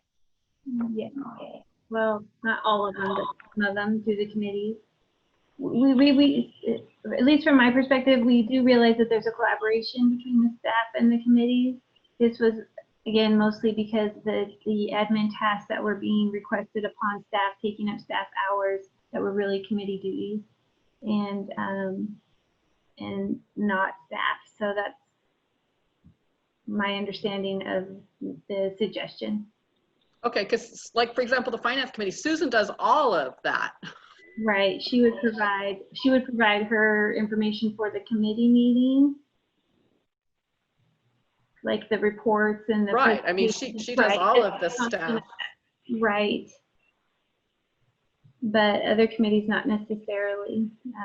Again, it was not all the committees had that trouble with getting the committee members to participate in doing the tasks of creating the agenda, doing the minutes, preparing the things for the meetings. And they were relying on staff to do that, or requesting staff, or some almost demanding staff to do that for them. And so it was this clarification request that the committees operate at their function, and the staff, we provide the support as directed. Okay, So I would like to suggest that say staff is not expected to provide administrative support to the committees without prior approval. Whose approval? Well, that's the next question. Who's approving it? Is that for the board to approve? Is it the liaison to approve? Is it the general manager to approve? These committees work at the pleasure of the board, but we cannot expect the staff. We're not interested in having the general manager hire a couple of more staff members to do secretarial work for our committees. That wasn't the idea. Our committees want to be actively involved, and we expect them as part of their duties, just as we do, to take care of their own work. So, prior approval of the general manager? Yeah, that's fine. I like that. That would encompass Lynn as well, right? Sure. When you say the general manager, you got the whole 140 of them.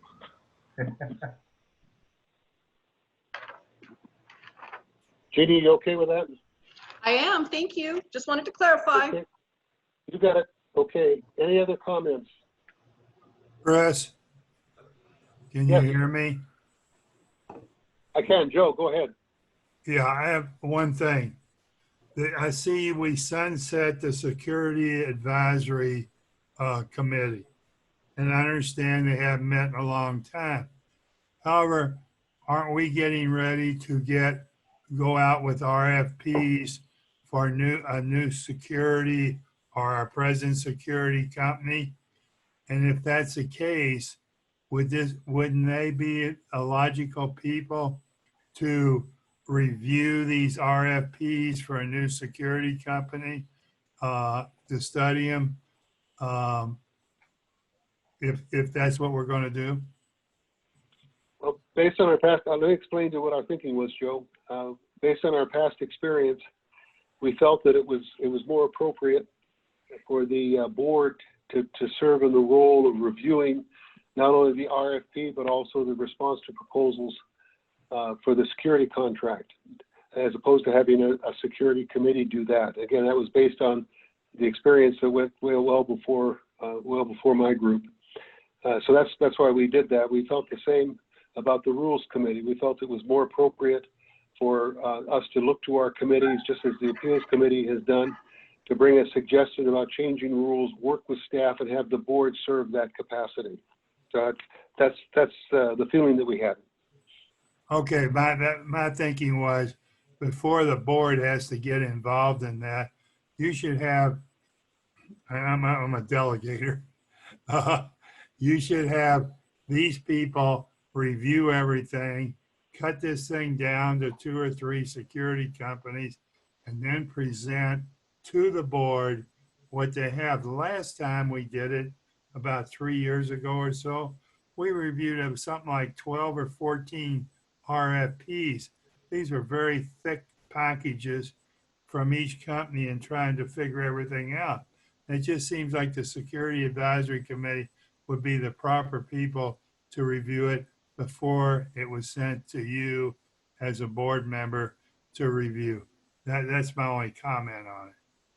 I appreciate your comment, Joe. And, you know, if we're faced with that when that time comes and it's part of, this is all scheduled on our annual agenda, we certainly can convene an advisory committee, an ad hoc advisory committee to review the RFPs. We don't need to have a standing security committee to do that. And I would prefer to take that route myself. Okay. That's all. Okay, any other comments on the committee policy change or the charters? Chris, this is John from the Architectural Control Committee. Can I speak? Sure. Okay, concerning your last discussion on the association of the staff with the committees, I'd like to ask Eric for approval to continue with our support from the Planning and Compliance Committee, our compliance department. They're an extreme part of support. I mean, they do a lot of support for the committee, and I definitely would like to see that support continue with Eric's approval. I appreciate that, John. I can't say that I disagree with you. We've got to get this policy approved first before we can make that change. Okay. So, all right. Thank you very much. Let's get past. Well, let me just say, please, because I want to say this to everybody that's listening, and I know we have a lot of committee people on the line, at least I hope we do, is that this 28-day read is intended to make our committees very, very effective and make them an integral part of our association and the decisions that we make. Really important that we hear from you. And as soon as we get this thing approved, any variations that are necessary in staff support, just as you've mentioned, John, we're going to want to get those taken care of immediately. Get them on the table so we can make decisions. Thank you very much. Other comments?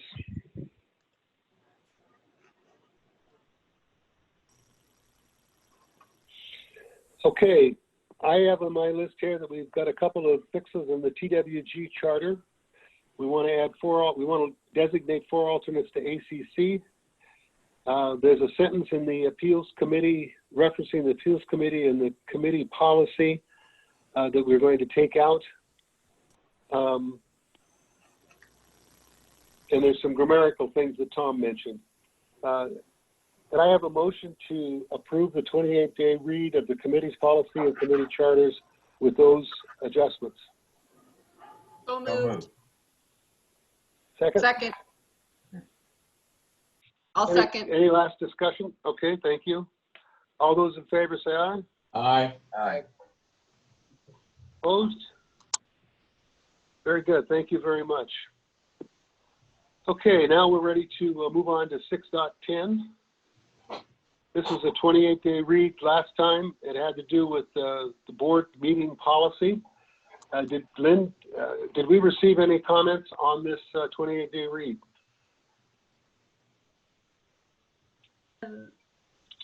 For the board meeting policy, no, sir. I do not have any comments, and we did not have any on the prior one other than the ones that spoke.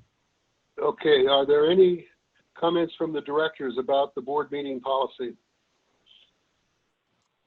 I have one, Chris. Okay. Under member participation, where member comments and agenda and non-agenda items shall take place after board action items at every regular open session meeting, and each topic raised be noted in the meeting. I know we had some conversation about that, and there was some discussion about whether or not that was appropriate. And I know we talked about naming the member and naming the topic, but did we settle on the fact that the topic was okay to record? I believe the minutes indicate, Harmony, you can help me on this. I believe the minutes indicate that we took that out and that we were not going to record those in the meeting minutes. That's what I Do you recall, Lynn. Yeah, that's correct. We're not. So Recording I believe. Go ahead, sir. I believe that was struck, Joe, before we approved the 28-day read. I'm sorry I missed that when I looked back through this. Okay. That should not have been listed like that. Thank you.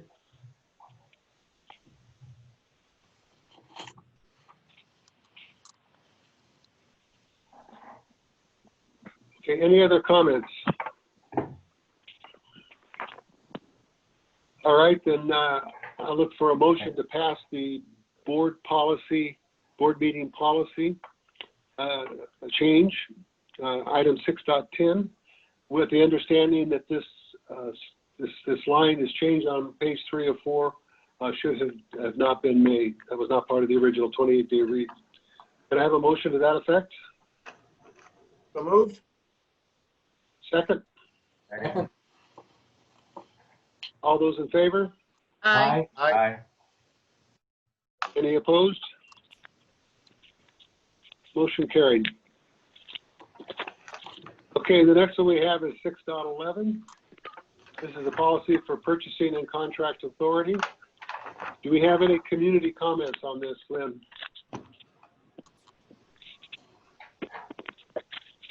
We do not. No.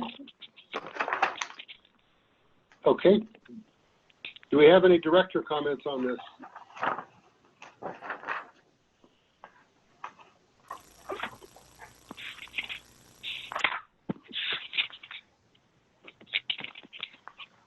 There's no changes here. This is what we talked about, right? This is what we talked about. I'm good.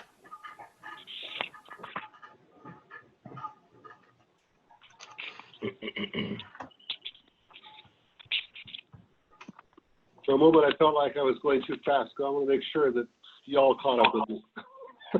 Sorry, I was just kind of scrolling through it in case anybody wanted to quickly look at it, sir. Okay.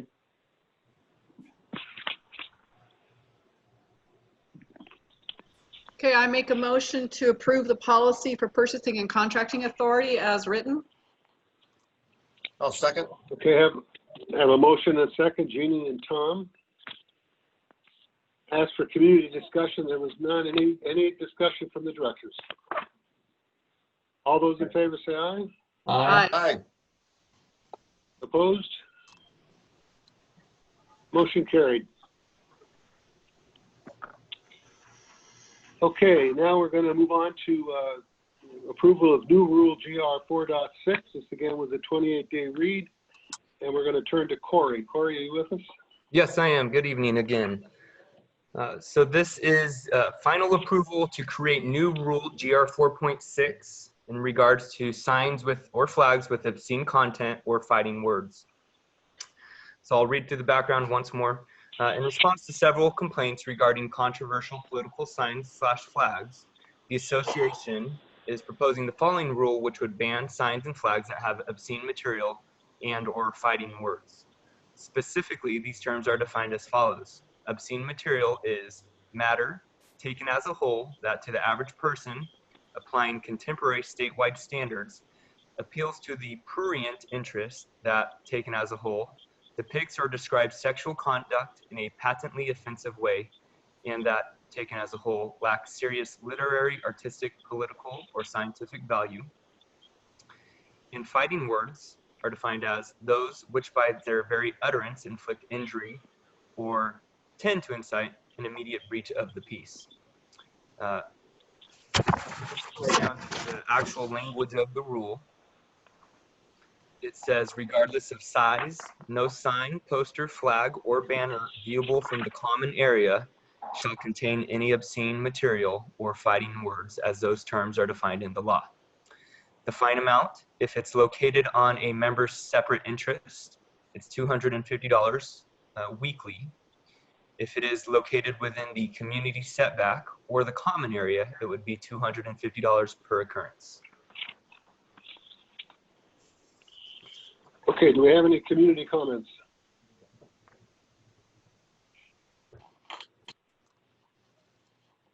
Yes, sir.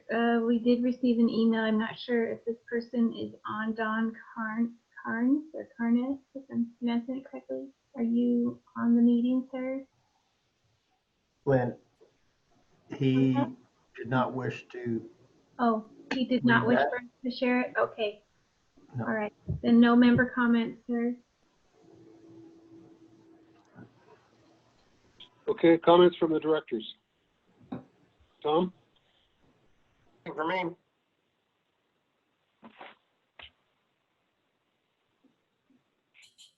Jamie? No comments.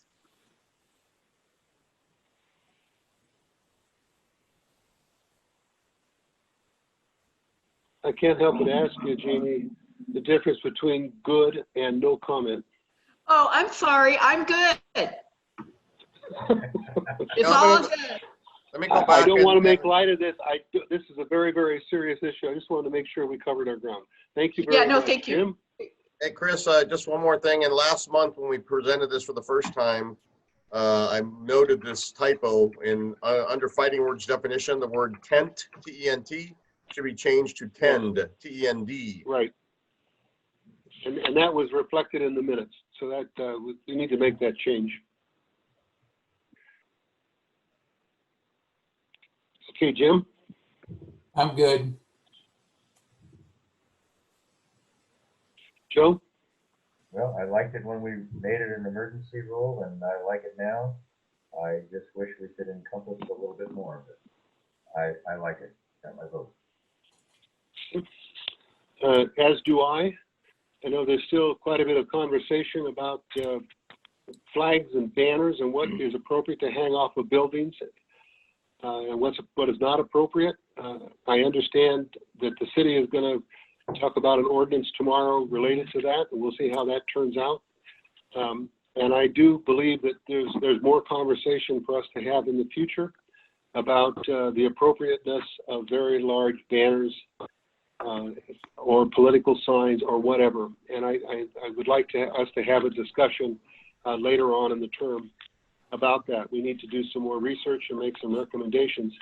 I will say to folks that are listening or folks that are going to go on Facebook and report on this meeting that it would be very helpful if the folks that have so much to say about this in other venues and other media would come to these meetings and talk to us about this, because this is the opportunity that we have to communicate with the community in a thoughtful way that's decisive. So I would encourage you to please weigh in on this. So I support this. Can I have a motion to approve? Excuse me? I'm so sorry, Mr. President. There is somebody, it says member waved hand. I don't know who the member is. I'm not sure if they're requesting. They've done it twice, so I'm not sure if they're requesting to speak. They're just listed as member. Can you hear me? Yes. Hello? Okay, member. Could you please, can you hear me, member?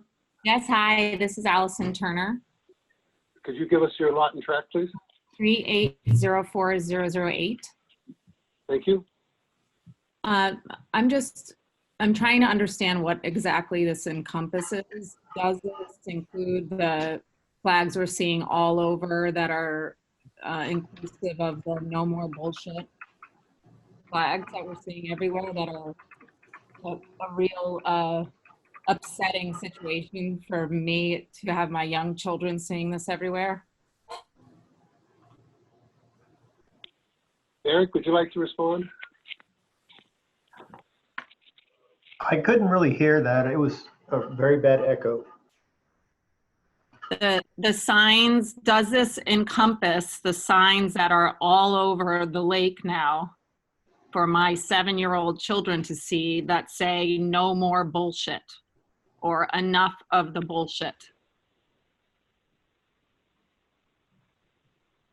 Let me just say that we have done a lot of research on this topic, and the rule addresses obscenity, but does not address profanity. And we've done what we are able to do at this point in time.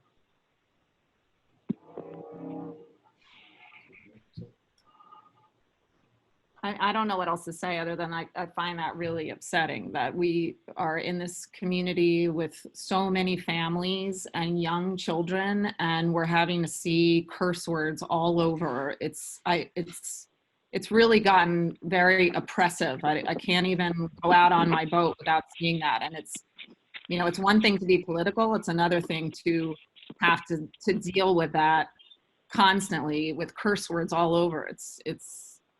It's really upsetting. So obviously there's nothing that can be done, but I at least want to be vocal about it.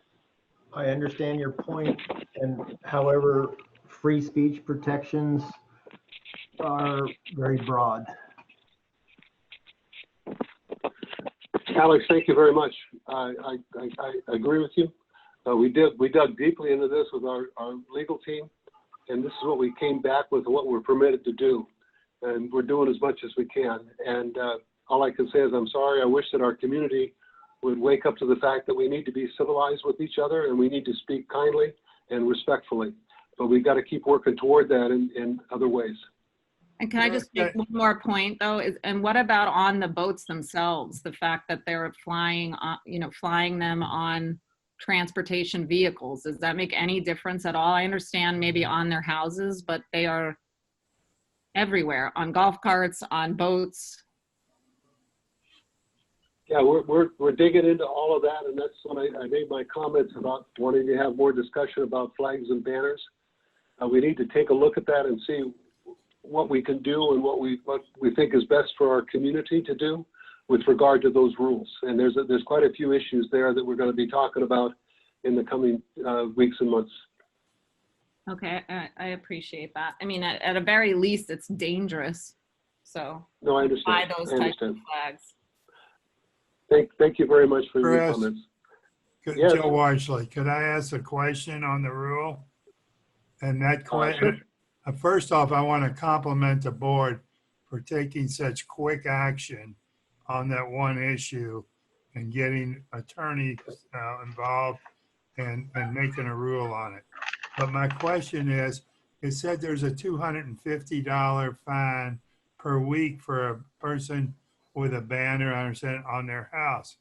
But it said there's a $250 if it's inside the setback, is the way I understand it, fine per incident. So if I were to put a sign out that was violating this rule, you would fine me $250, but I could just keep the sign out because it's all under one incident. And that's the way I understand what you said, which doesn't make sense. Corey, would you like to comment on that? Sure. Yeah, so in regards to a member's separate interest, which is a different way of just saying a member's home, the Davis-Sterling Act allows for certain types of flags and banners to be displayed and really limits what an association can do in terms of banning those types of things. So the way we've written the rule is that if the flag or banner that has obscene or content or fighting words is on the member's home or within their separate interest, it is a weekly fine that will be addressed by our planning and compliance department. If the flag is located in the community setback, which is property owned by the association, or within the common area, it is able to be cited per occurrence. Does that answer or clarify? No, because I'm saying, so I put a sign, or a person puts a sign out there, and it's in the setback, and they leave it there. In other words, you put it out, you fine the person $250, but it could stay out there till hell freezes over. And they wouldn't get any more fines, where if it's back on their house, they get it every week. And that's where I'm having a problem with in the setback, that is per occurrence. You understand what I'm saying? Yeah, so, okay, I think what you're saying is if it's in the setback and community patrol goes by and cites the individual, you're saying that that would be considered one occurrence and that it could remain out in the setback indefinitely. Is that? Yes. Okay. Well, I guess it's not clearly defined within the way the rule is written. If it were per occurrence, I guess from an enforcement perspective, to me, that would mean a daily occurrence. And maybe we need to add that language in to further clarify. Mhm. I think so. So I think there needs Okay, some so clarification. thank you, Joe. Directors, please, are you interested in adding the word daily? We're going to put this back on 28-day reading, but if we can agree on what that change would be, then we can bring it up at our next meeting and still be within the time frame we have for our emergency rule. That's why we were trying to get this thing through. Any comments on any opposition to adding daily occurrence? No. No opposition. Can I ask a question? Jim? No, I have. Sure. Well, let's hang on a second. I Okay, need yeah. to poll my directors. Right. We can't let ourselves settle into a long-winded discussion with members, but I do want to get to you, Renee, just a second. Okay, thank you. Jim? Yeah, I'm good to make a change. Yeah, Tom? Good with it. Okay, Renee? Going back to the earlier member comment and looking at the definition of fighting words, with a flag that says no more bullshit, couldn't that go under the definition of fighting words? Because someone could be offended and that could incite an immediate breach of the peace. You and I would agree on that, but our legal team has decided that that is such a common term in our society that it doesn't work that way. Okay, so thank you. We're stuck with it. Yeah, I just hate saying that got word, so thank you. Yep. Mhm. Okay, I have a motion no, I need a motion. I need a motion to take GR 4.6 signs and flags with obscene content or fighting words and put it back on 28-day review with the word daily occurrence added to the fine. To the fine for located within a community setback or common area. Can I have a motion to that extent? I'll make the motion. Have a second? Second. Last discussion? All those in favor? Aye. Go ahead. Aye. Aye. Good, got it. Thank you very much. Motion carried. Okay, that'll go back on 28-day reading. Then we're skipping 613 because Cheryl told us they pulled that. We'll look for that. I will say that by pulling that rule revision, Cheryl, whatever you bring back, if you choose to, we'll have to go back for 28-day reading again and go through the cycle. That is correct. Okay, thank you. 6.14, operations equipment, forklift. Steve. Good evening. Operations would like to purchase a piece of equipment which is commonly rented for various projects around the Canyon Lake community. Projects being done around the community, this piece of equipment would be a valuable asset and time saver since we receive numerous deliveries throughout the week. Even though our tractor with the forklift attachment can be used for some deliveries, there are still many cases where we cannot use a tractor. A forklift would be an essential part of our equipment inventory and would be much easier and safer to maneuver. The cost to rent a forklift is a minimum of $400 a day. This includes delivery and pickup fees. We propose buying a used forklift to help minimize costs. Fiscal impact is $20,364.75. This includes tax. We could purchase a used 2014 Toyota forklift for the operations department to come from the capital improvements. Staff requests the board of directors to approve the funding of $20,364.75 from the CIP fund 05670 to purchase a forklift for the operations department. Okay, do we have any comments from the community? No, sir. Okay, comments from the directors? Sounds like a good idea to me. Okay, Jim, thank you. I like it too. Okay, Tom, thank you. Jeannie? I understand the need for a forklift, but I do have to wonder if capital improvements is the appropriate funding source for that. I know that we have bought vehicles in the past out of capital improvements, but based on the delegation of authority that we just passed, that does not fit the definition of a capital improvement. What is your suggestion? I make a subsidiary motion that, There's no motion yet. There's sorry. no motion yet. I think it Just asking for your opinion. my suggestion is that it goes back into the budget process, and either it comes out of the operating budget and it's built into the budget as needed. So are you suggesting we delay this purchase for a year? Yes, I'm suggesting that. Okay. Joe? I'm sorry, I stepped out. We're talking about the forklift. Yeah, and I didn't hear a part about the capital improvement. I don't know why it wouldn't be a capital improvement, but you know, operating fund either way. But I would hate to see it delayed another year. I don't know what the need is. Does Steve address this to decide if it's something that can wait a year, or is it something that I'd prefer not to wait a year. I think we could use this piece of equipment now. Okay.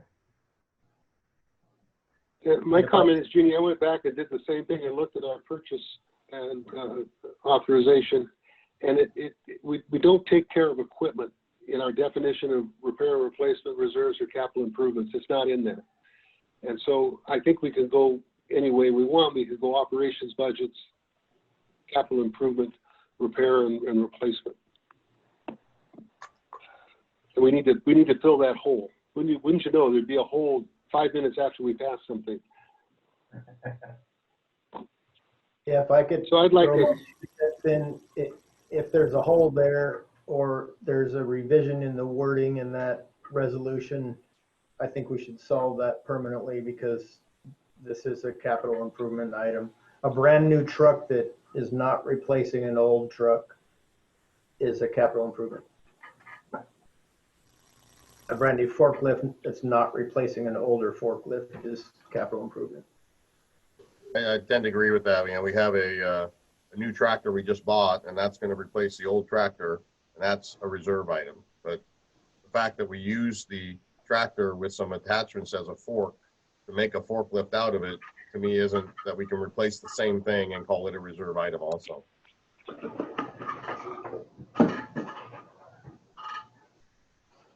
Okay, I'd like to have a motion to approve this or to reject it. And then after we do that, we'll talk about changing our resolution, changing our policy for purchasing and contracting authority. And could I add one thing real quick? Sure. I can tell you, after sitting with our auditors and controllers every year, that they both would absolutely consider this a capital improvement, capital expenditure. Okay. All right. So can I have a motion, please? Motion to approve as written. Motion approved by Tom, second. I'll second. Second by Jim. Okay. All those in favor say aye. Aye. Aye. Aye. All those opposed? Okay, we'll take motion passed unanimously, and we will put on the books an addition to the definition of capital improvement projects to include major pieces of equipment like this. We'll get that taken care of in the coming. It'll take a couple of months, but we'll get it done. Thank you. Okay, Steve, thank you. Okay, we're ready for a discussion item. Jeannie, you're up. Talking about the FPC traffic study and recommendations. Okay, background. At the November 2018 Facilities Planning Committee meeting, a member expressed concerns regarding perceived unsafe conditions on Continental Drive due to speeding and visibility constraints. During the discussion by the committee members, it was noted that the same conditions exist on Longhorn Drive. Based on this discussion, the committee recommended that a traffic study be conducted to assess the situation and provide recommended solutions. During the intervening time, additional services were requested by staff and committee members.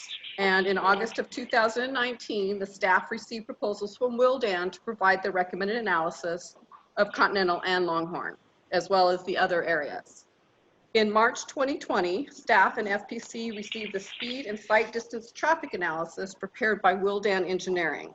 The recommendations were considered and those adopted separated into two groups, those for immediate implementation and those to be considered during the next phase of the road repair and replacement project. The fiscal impact, right now we're looking at $12,000 to $15,000. It could be higher, which I believe this is coming back next month for a board action, so we'll firm up the budget by then.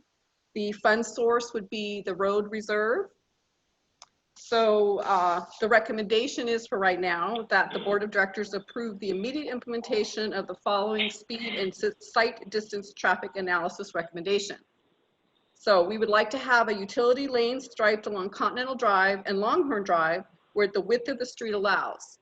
The advantages of having a utility lane in these locations are improved sight distance for exiting of side streets, potentially reduce speeds along each street by reducing the vehicle travel lanes, creation of a buffer zone between moving vehicles and bicyclists, pedestrians, and golf carts, provide a refuge area for pedestrians, including children and bicyclists when crossing, and it was also provide a further positive guidance for vehicle traffic. It should be noted that 3 other streets, Vacation Drive, Canyon Lake Drive South, and Canyon Lake Drive North, all have the 35 mph speed limit, same as Continental and Longhorn currently have. Adding the utility lane along Continental Drive and Longhorn Drive will provide the same type of buffer zone as those streets with the same speed limit. The second recommendation that we would like to recommend for immediate implementation would be extending the 25 mph speed limit on the eastbound on Canyon Lake Drive South, beginning at Bluebird Drive and continuing through to the main gate. It currently starts around Continental to the main gate. We want to bring it back to Bluebird to the main gate. The advantage of the reduced speed limit at this location is vehicles slowing down prior to Bluebird Drive, allowing more time for the vehicles exiting at this location. And our general rule 5.1C would not need to be revised to accommodate that change. And then it is further recommended that the board of directors request staff to review the remaining speed and sight distance traffic analysis for possible inclusion in the next phase of the repair replacement project. So the recommendations include potential installation of a limited number of red curbs at various locations on Continental Drive and Longhorn Drive, where sight distance cannot be mitigated otherwise. Stripe wider utility lanes on Canyon Lake Drive South, eastbound, approaching Bluebird Drive, and northbound, approaching Village Way. Reduce the speed limit from 35 to 30 mph on Longhorn Drive between Vacation Drive and Happy Camp. That would require a revision to General Rule 5.1C. And installation of compliant curve warning signs with advisory speed in both directions along the key curves. So that is the recommendation from the Facilities Planning Committee. Okay, thank you very much, Jeannie. I appreciate that. Significant changes to improve the safety of our traffic. Do we have any comments from the community?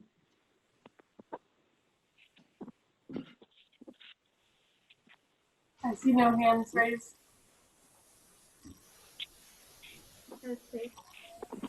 No, sir. Okay, thank you very much. Discussion amongst the Wait, I have a comment. directors. Sorry. Yes.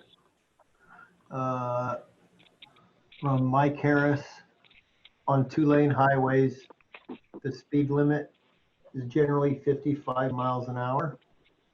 The speed limit on city streets is usually 35 miles an hour. Sorry, I'm hearing myself.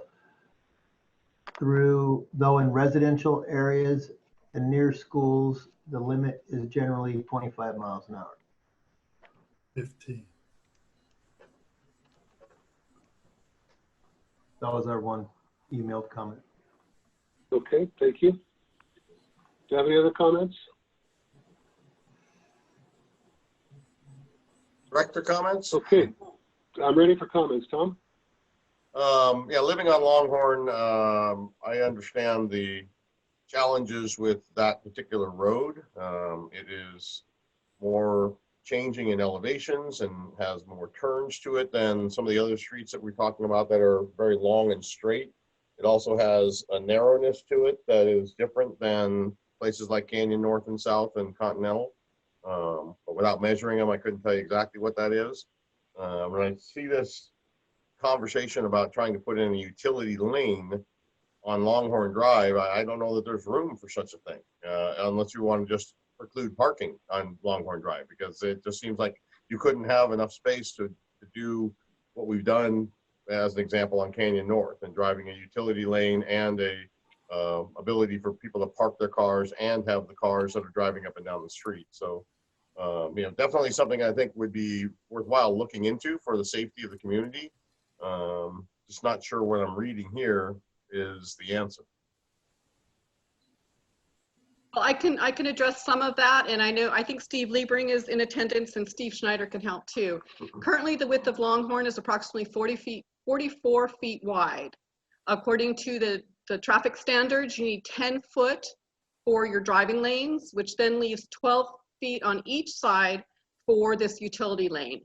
And what we're talking about is a simple stripe, not the whole buffer zone that's just been put down on Canyon Lake Drive North, but a stripe on the ground to kind of show the cars where their travel lane is versus where cars are parking and people are walking, etc. So, and that's the same with Continental. Do you know what the distance is of Continental and what the distance is of Canyon North and South across the road? Steve Schneider, do you know that off the top of your head? I know Continental and Longhorn are at 44, but I don't know the width of the other two streets or Vacation. Director Nathan, can you ask the question again? So I'm bringing up Google Earth right now. I can give you a rough estimate.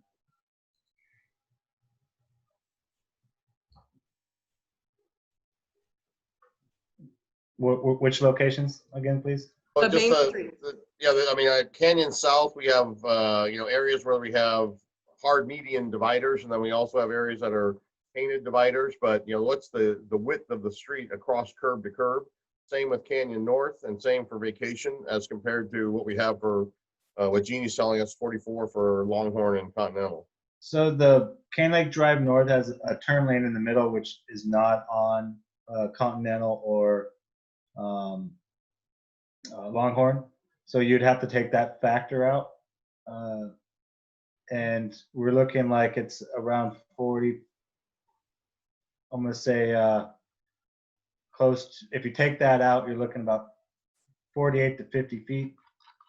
Continental, real quick, is, and again, this is off Google Earth, so plus or minus a few feet. Is looks like 42, so we'll call, you know, it could be a little less than that, or a little bit more. I don't know the width of just the drive lane. Like what we did on Canyon Lake Drive North, the drive lane actually narrowed a little bit to accommodate everything. I believe it shrunk about a 1.5 feet for the drive lane.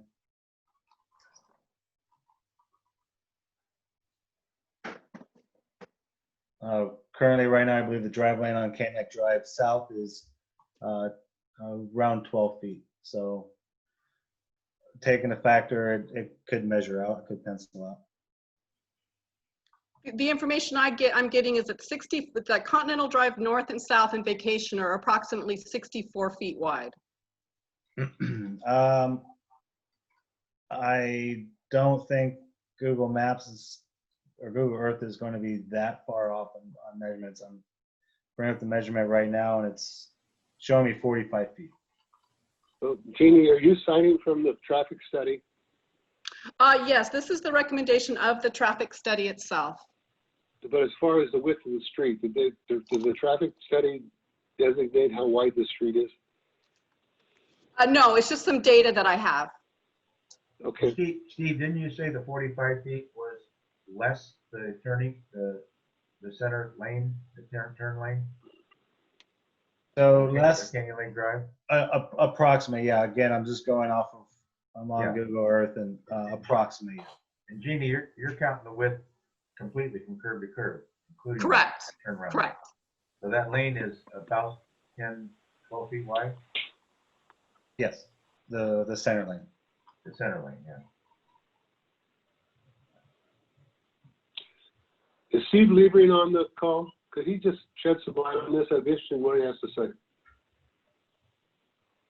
I think he's there. I don't see him listed. Speak up, Steve, if you're here.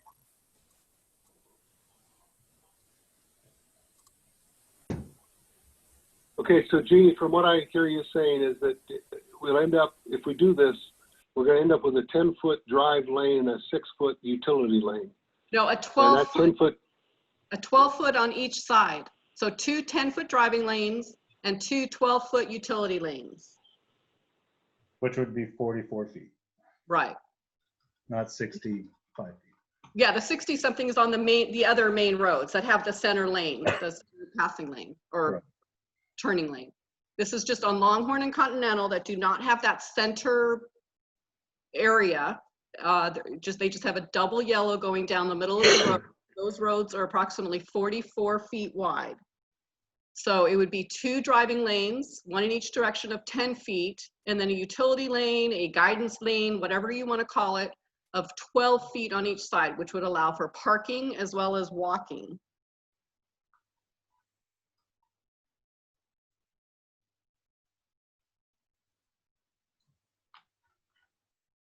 That utility. okay, any other, this is our discussion. Any other thoughts or comments? Well, that utility lane on Continental and Longhorn is identified here as where the width of the street allows. So there'll be probably areas where the street narrows and it's not practical. Well, let's just use the Longhorn Causeway, for example. There would not be room for a utility lane in that area because the width is not there. But in that case, there's DG paths on each side of the road. So people can walk up on the DG paths. Mm-hmm.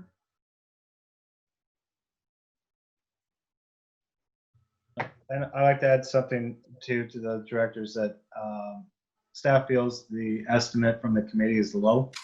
Right, I mentioned that.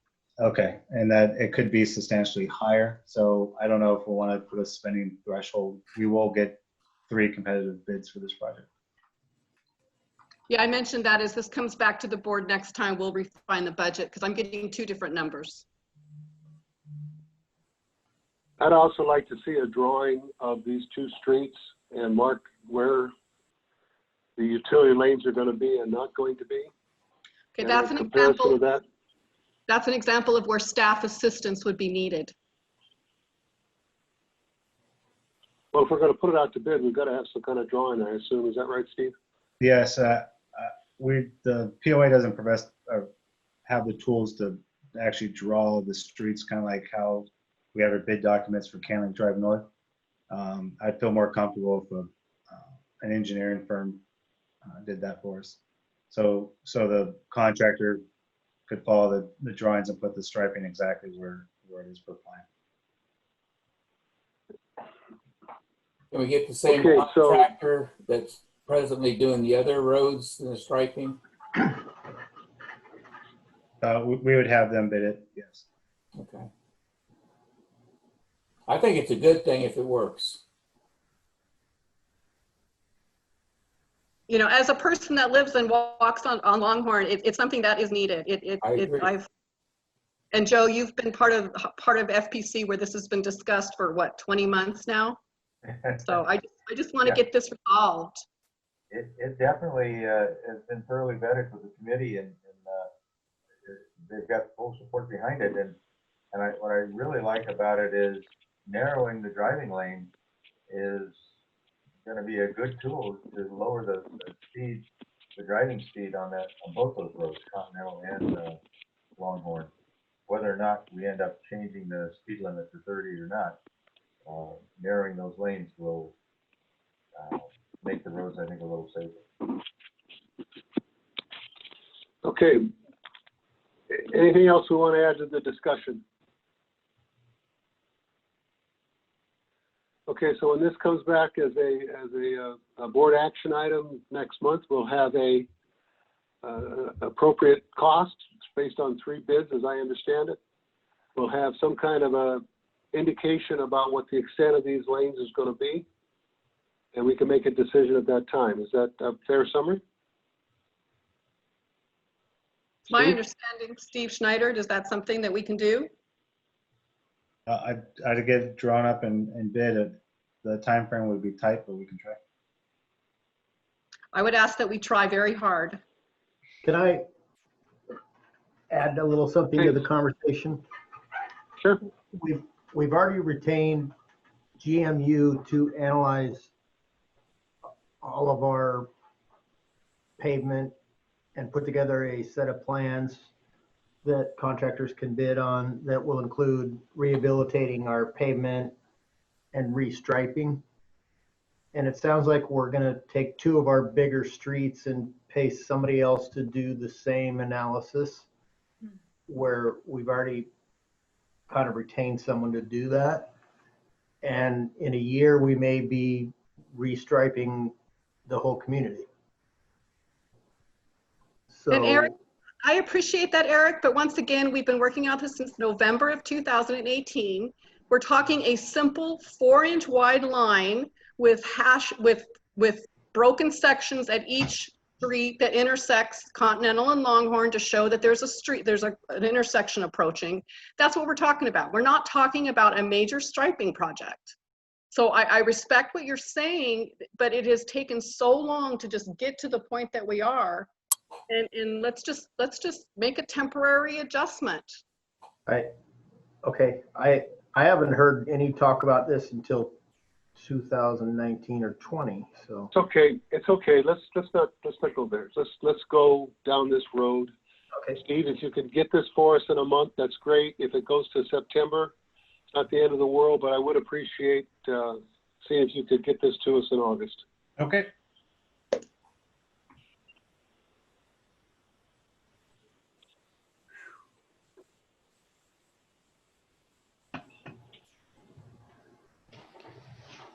Okay, let's move on to the member comments and non-personnel issues. Do we have any members that would like to make comments?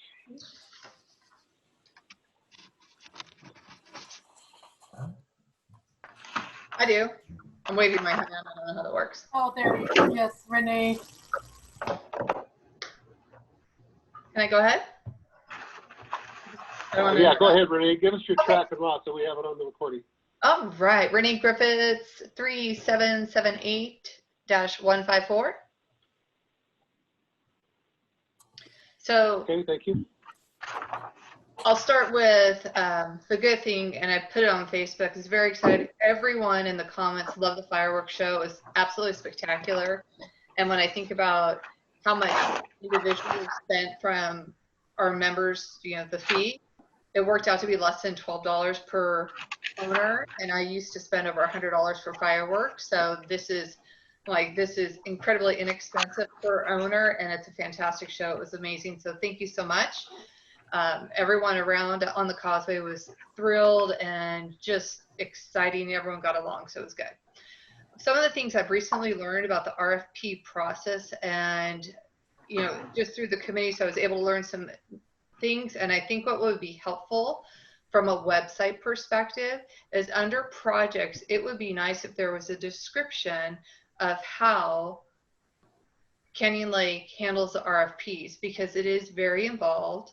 There's a lot of checks and balances, but it's not known to the average person. So when there's comments out there going, oh, so-and-so probably could have done it cheaper, it costs too much, we don't know from a regular member and cannot find on the website all the work that went into getting these bids, or how many people went out or brought in bids, how it goes then before the board, what's presented to you, and then you make a final decision. So I think it would be nice, just even a one summary on the website under projects.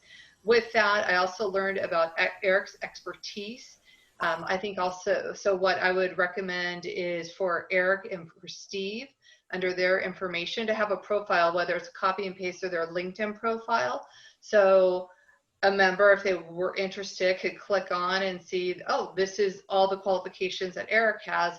That's why we can feel confident that when he's going out to get these bids to present to the board, he has the experience to back that up. So the information I learned was very informative, very helpful, and I think it should be shared, because then it goes to show that we have quality people who know what they're doing, So I wanted to throw that out there as some suggestions.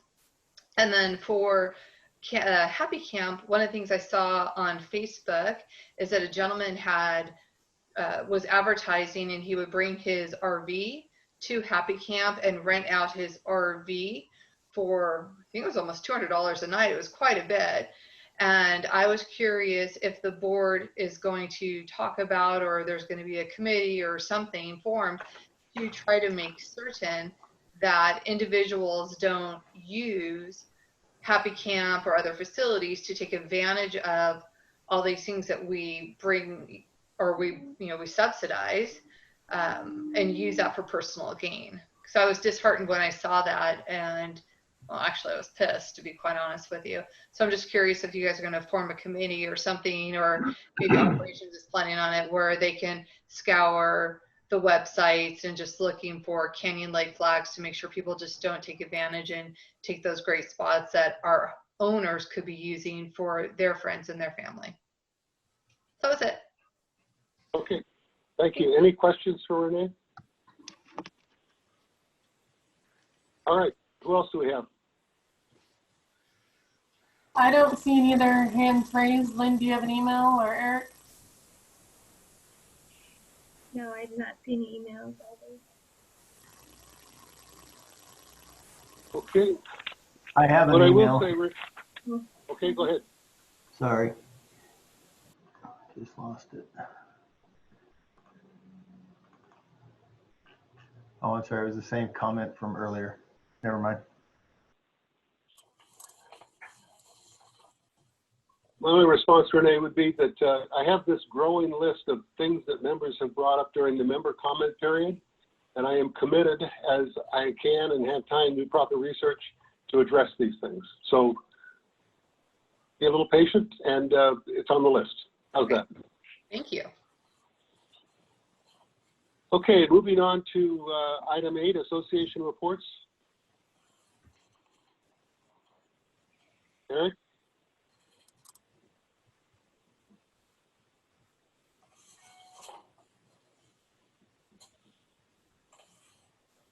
If you're talking, Eric, you're on mute. Sorry, I'm trying to juggle 2 different instances of Zoom, and I hear every word I say twice. The Zoom interface is terrible today. I'm going to try to get through this. COVID-19 has kept us running. We've opened our restaurants, and then 2 weeks later, we're forced to close our indoor dining rooms again. I'm going to urge you all to read the staff reports. Are you hearing an echo, or is that just me?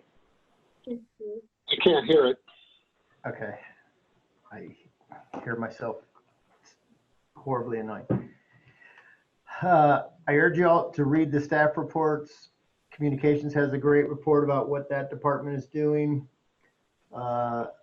There's details about the advertising they're doing. There's some photography that they do on a weekly basis. I urge you all to subscribe to our projects photo album, which you can find on our projects page. Every week, David goes out and takes amazing photographs and drone footage, and it's really a great way to see where our funds are going. 4th of July came and went. Was kind of touch and go. I'm happy to say that we didn't cancel our fireworks show, and I think that was absolutely the right decision. There were some people that were concerned about it, but I think members definitely behaved. I think people called in less guests than they normally did. Our guest count was definitely down from last year. I heard people talking that our population grows 3 times on 4th of July, and our population grew maybe double this year. Anyway, it went better than we expected. I think people were stayed to themselves, stayed in their boats, called in a few less guests. Anyway, it was a great event, like it always is, and very few issues. It's a lot of work for activities and operations, and the weekend went well. The pavement project is nearing completion. We are building retaining walls at the ADA ramp down to the rental docks. That's kind of a segmented project. We build walls, we grout them. They have to cure a little bit before we can backfill, and then we go in and dig footings and build more walls. So it's a several step process, but we're getting closer to finishing that. The pool building addition is coming along. Looking forward to finishing that. The golf course lake, the contractor has completed their work, and the lake is full of water, and we should be doing sod next Monday. And so we're looking forward to that being completed. The lake will pay for itself in about 4 years in water savings. It's not leaking anymore, and we should have a beautiful lake that lasts us many more decades. The pump track project, we are told that our engineer will have the final plan check revisions ready to submit and corrections ready to submit back to the city of Canyon Lake in mid-July. So hopefully we'll see some movement there closer to pulling permits and having a set of plans approved that we can have grading contractors bid on. So I'm happy to see some progress there. It's been a long, long haul there. At Lucky Cove, we're going to be replacing a dock which was removed several years ago. That's coming probably in the next 30 days. And good news for the fishermen and fisherwomen. The lake was restocked on July 1st with 900 crappie or sunfish and 900 bluegill and 750 bass. And I have no idea if you heard me, but hopefully you got all that. My echo's still happening. That's all I have this month. Clear as a bell to me, Eric. Thank you very much. Okay. Any questions for Eric? So we will refer you to the community patrol report that's in the board package, and also to the staff reports. Very complete, very impressive, and I encourage you to read through those. I know my fellow directors have read all that, but I encourage the community. Like I said, this information is all available online. Get in the habit of going to the board website page and agendas and meetings and keep track of what we're doing. Okay, we're ready for board comments. Who'd like to go first? I will. Okay, Joe. Yeah, I'd like to comment to, I think her name was Alice, the first lady that spoke about the banners. I really sympathize with her, and I appreciate her calling in and sharing her feelings, even though there's not a lot we can do, but we need to hear more people speak out and get the word out that that's really not acceptable. And hopefully the community can come together and turn itself around a little bit. Renee, thank you for your comments. The fireworks, I understand I didn't get to see it this year, but I understand it was a great show. Eric, it was a absolute right call to keep the fireworks show going. I have to say I had my doubts, but really pleased that it happened, and it happened so smoothly, and glad we did it. You want me to go to my committees as well, Chris? Yes, please. Okay. I'm on 3 committees. The appeals committee, they're still meeting weekly. They're still trying to catch up on the backlog from being shut down for a few months. Committee of 5 does a really good job. As we talked about earlier, they are trying to enforce the rules fairly in the community. And COVID-19 restrictions are still in effect, and we're only able to meet, we're meeting in person with social distancing and masks, but the homeowners are calling in on the phone to make their claim. Tuesday work group. Tuesday work group is idle as of July 1st. Some hot summer months they shut down for 3 months. They had a slow month in July because there were some restrictions on the type of work they were able to do. But they still were able to put in 305 man hours, mostly sanding divots and trimming the bushes. Um, They come back to work the first Tuesday in October. I have to say they had a change in the guard for the Tuesday workers. Don Norris has completed his 2-year term as the chairman of the committee and leader of the Tuesday work group. Don did a tremendous job and was able to get a lot of projects done. And we're looking forward to turning it over to Sam Theodora, who will take the lead. And I'm sure we'll continue that great work. My last committee is the Green Committee meeting. You know, they worked hard on that irrigation project. I thank the board for their support on that and look forward to hopefully getting it done sooner rather than later. They meet second Thursday of every month at 1 o'clock in the Magnolia Room. It's an open meeting and people are welcome to come in and see how the committee works and share your thoughts on the golf course.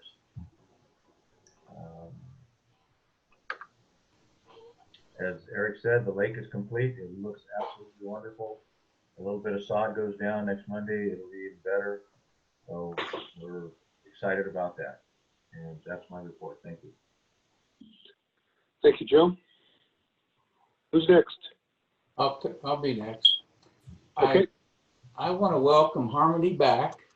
We missed you, and I know Lynn's got to be excited having you back.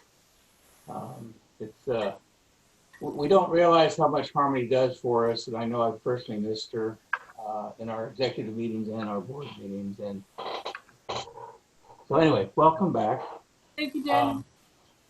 I know we had a great fireworks show. That was very enjoyable, and like Joe said, it was a touch and go. I'm glad that we made the right decision. I think everybody's happy with that. The senior center is still closed. They have not, I don't think we've had a meeting for at least 3 or 4 months now.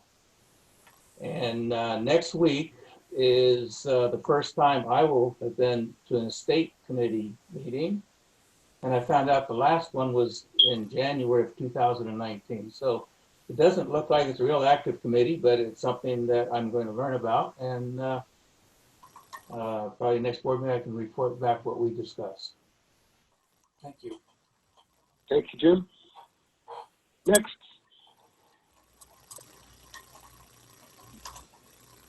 I can go next. I had a couple of committee meetings since our last board meeting. One was the Finance Committee. And at that meeting this time, they reviewed all of our 3 investment accounts that are being managed by Alpha Wealth Management. And they made a presentation. The Finance Committee discussed performance history and current market variables that may or may not impact the future performance. I did ask Susan if she would provide that same presentation to the board, as I think the board will find that very informative regarding the status of our investment accounts. So I will, through Eric and Susan, work and put something together for the board as a presentation. We reviewed the May financials, which are in our packet, and so there was no great surprises there, I guess is the way to talk about it. And then we also went over that proposed budget timeline for the 2021 fiscal year to get the committee's recommendations if anything needed to be modified. So that was it for the Finance Committee. The Facilities Planning Committee, we meet the second Thursday of every month. So we met right after last board meeting and we won't meet until this Thursday. So some of the things they did was just to get ready for whatever direction the board gives them on projects. There are 3 new subcommittee committee members. So they worked on getting those committee members brought up to speed. They've selected their 3 members to serve on the reserve subcommittee and beginning some preliminary discussions regarding conceptual scopes for some of the projects. And one of the projects on our list tonight that we approved to move to the concept stage is the mailbox security lighting, and they've picked 2 pilot programs already to have that looked at. So that's kind of what the Facilities Planning Committee did. But I know they're going to gear up starting on Thursday to make all their milestone dates. And then just to kind of piggyback on something Renee said, not only do we have the people renting out the campsites, but I guess now we have people offering their services as boat captains to take people around the lake for a day. So we'll have to add that to our list as well, because that's a commercial use, and of course that's against our policies. So that's pretty much all I have for tonight. Thank you, Jean. All right, my turn. Your turn. Recreation Committee did not meet in June, so nothing to report from them. We'll see if they're going to meet in this month in July. Jim and I are IDR Committee, and here are the member appeals from the Appeals Committee, ACC Committee, and from members, member services and potential fines and things that are assigned there. Had a short list of people in this last month, so in and out easy. A couple of executive committees that Chris and I are a part of, and had some decisions that we made this last month also. That was about it for the committees. As far as member comments, yeah, our political environment this year is awfully interesting. COVID's being blamed on politics. BLM is on politics. Everything's related to politics this year, and people are expressing their political views.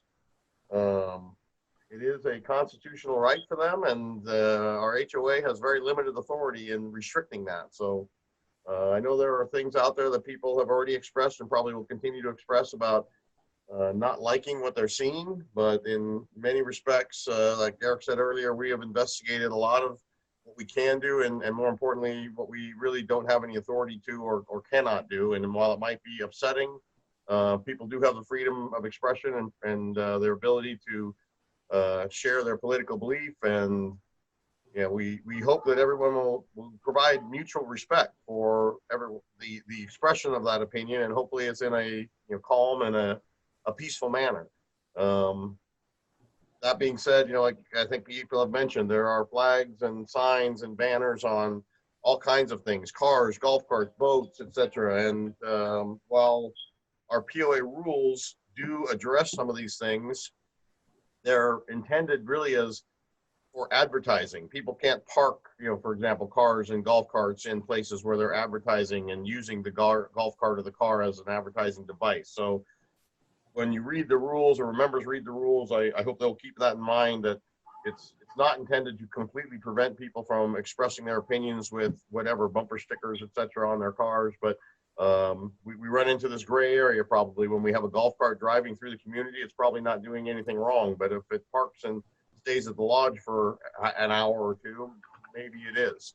But we'll be addressing each of these things as we go down the road, and realize that many of the rules, like I said, are on the community setback areas regarding signs and flags. And so when we have rules in place that talk about 90 days in advance of an election, that's talking about our common areas and that community setback area, not the members' private property. So hopefully people will just be respectful of each other, and we can only hope to do the best with our community and be good neighbors with our political opinions. And I think that's it for me tonight. Thank you very much. Tom, the Recreation Committee is going to meet on the 21st of July in the POA conference room at 4 p.m. if you want to let people know. All right, thank you. Okay, thank you very much, Tom. I'd like to report that I have a couple of meetings each week with staff. One on Monday with the legal team to go over all those background and under the table issues that we have to deal with. I guess I shouldn't say under the table, maybe behind the curtain issues we have to deal with that are dealt with very effectively, and I appreciate that. I also have a weekly meeting with Eric that we go over what this board is doing and make sure that we're on the same page, work diligently to develop the kind of issues and proposals that you see, so we have a very strong working relationship going on. I'm assigned liaison to the ACC, but are waiting for the committee charter to finally get approved so that we can have a liaison, because right now it says we can't. And the dredge committee hasn't met again. That's still on hold right now. I'd like to thank Eric and staff, like the others have done, for the fireworks and bringing the fireworks forward. I felt very strongly and agreed with Eric that we needed to move forward in this. We spent a lot of money on it, And I believe that if only the people who sat on their decks and watched, or sat carefully in their boats and watched, or the folks on Summerhill that we wish we could charge sat and watched, that those would enjoy that very much in an enjoyable way. Anybody that didn't follow the rules was really going out against what we have to do as a community and as an area, as a region, as a nation. We've got to wear our masks, we've got to socially distance, and we've got to protect ourselves, because as we all do that, we will continue to hold on and maintain what we need to do to combat COVID-19 and get our economy reopened. I must say I'm very, very pleased to hear the good reports of how people behaved and how the fireworks went, and I believe we've demonstrated that Canyon Lake understands and will do what they need to do to help prevent this thing from spreading any farther. I know we've had an increase in cases. I know that is something we're going to continue to deal with, but I just wanted to say that it's an individual responsibility, and I believe we're headed in the right direction with that. Going forward, one thing we haven't talked about is parking. There's been a number of times that folks have come and talked to us about parking issues, and that's one of the things on our agenda to deal with and try to tackle some of the excessive parking that's going on in our community and make it difficult for people to access the property and find places to park. I'm looking forward to real active committees and input. We're off to a great start. I hope that you were encouraged by what you heard from our various directors and the liaisons that they have as these committees come back to life. Any area that you're interested in, please check into whether you can join that committee or influence it or be a part of that process. It's going to be a rapid-paced process that's going to bring us information and tie our community closely to the decisions that we're making. And the last thing I'd like to say is, you probably all know I live on hole 14 up at the top of the hill, and I look right straight down at the lakes. And it's been a couple of years, and I must tell you the delight that my wife and I have looking down and seeing beautiful clear water, beautiful lakes, looking forward to seeing the sod, and already attracting the wildlife. Beautiful egret flew down over the water a while back along with a number of ducks, and it just really adds a significant amount to our golf course. Thank you so much for getting that taken care of. With that, I'd like to comment that there's no architectural appeals, so this meeting is quickly coming to a close. Our next meeting dates are on August 4th, executive session at 2 o'clock, and the regular session will be at 6 o'clock again. My fingers crossed that we're going to be able to hold these meetings face-to-face and virtually at the same time. So with that, I would like to be pleased to say we're going to adjourn a half hour early at 9 o'clock, as long as I can get a motion to adjourn from my directors. Make the motion. Second? Second. Okay, all in favor? Aye. Aye. Motion carried. Meeting adjourned. Thank you very much. Thank you. Good night. Thanks, everybody.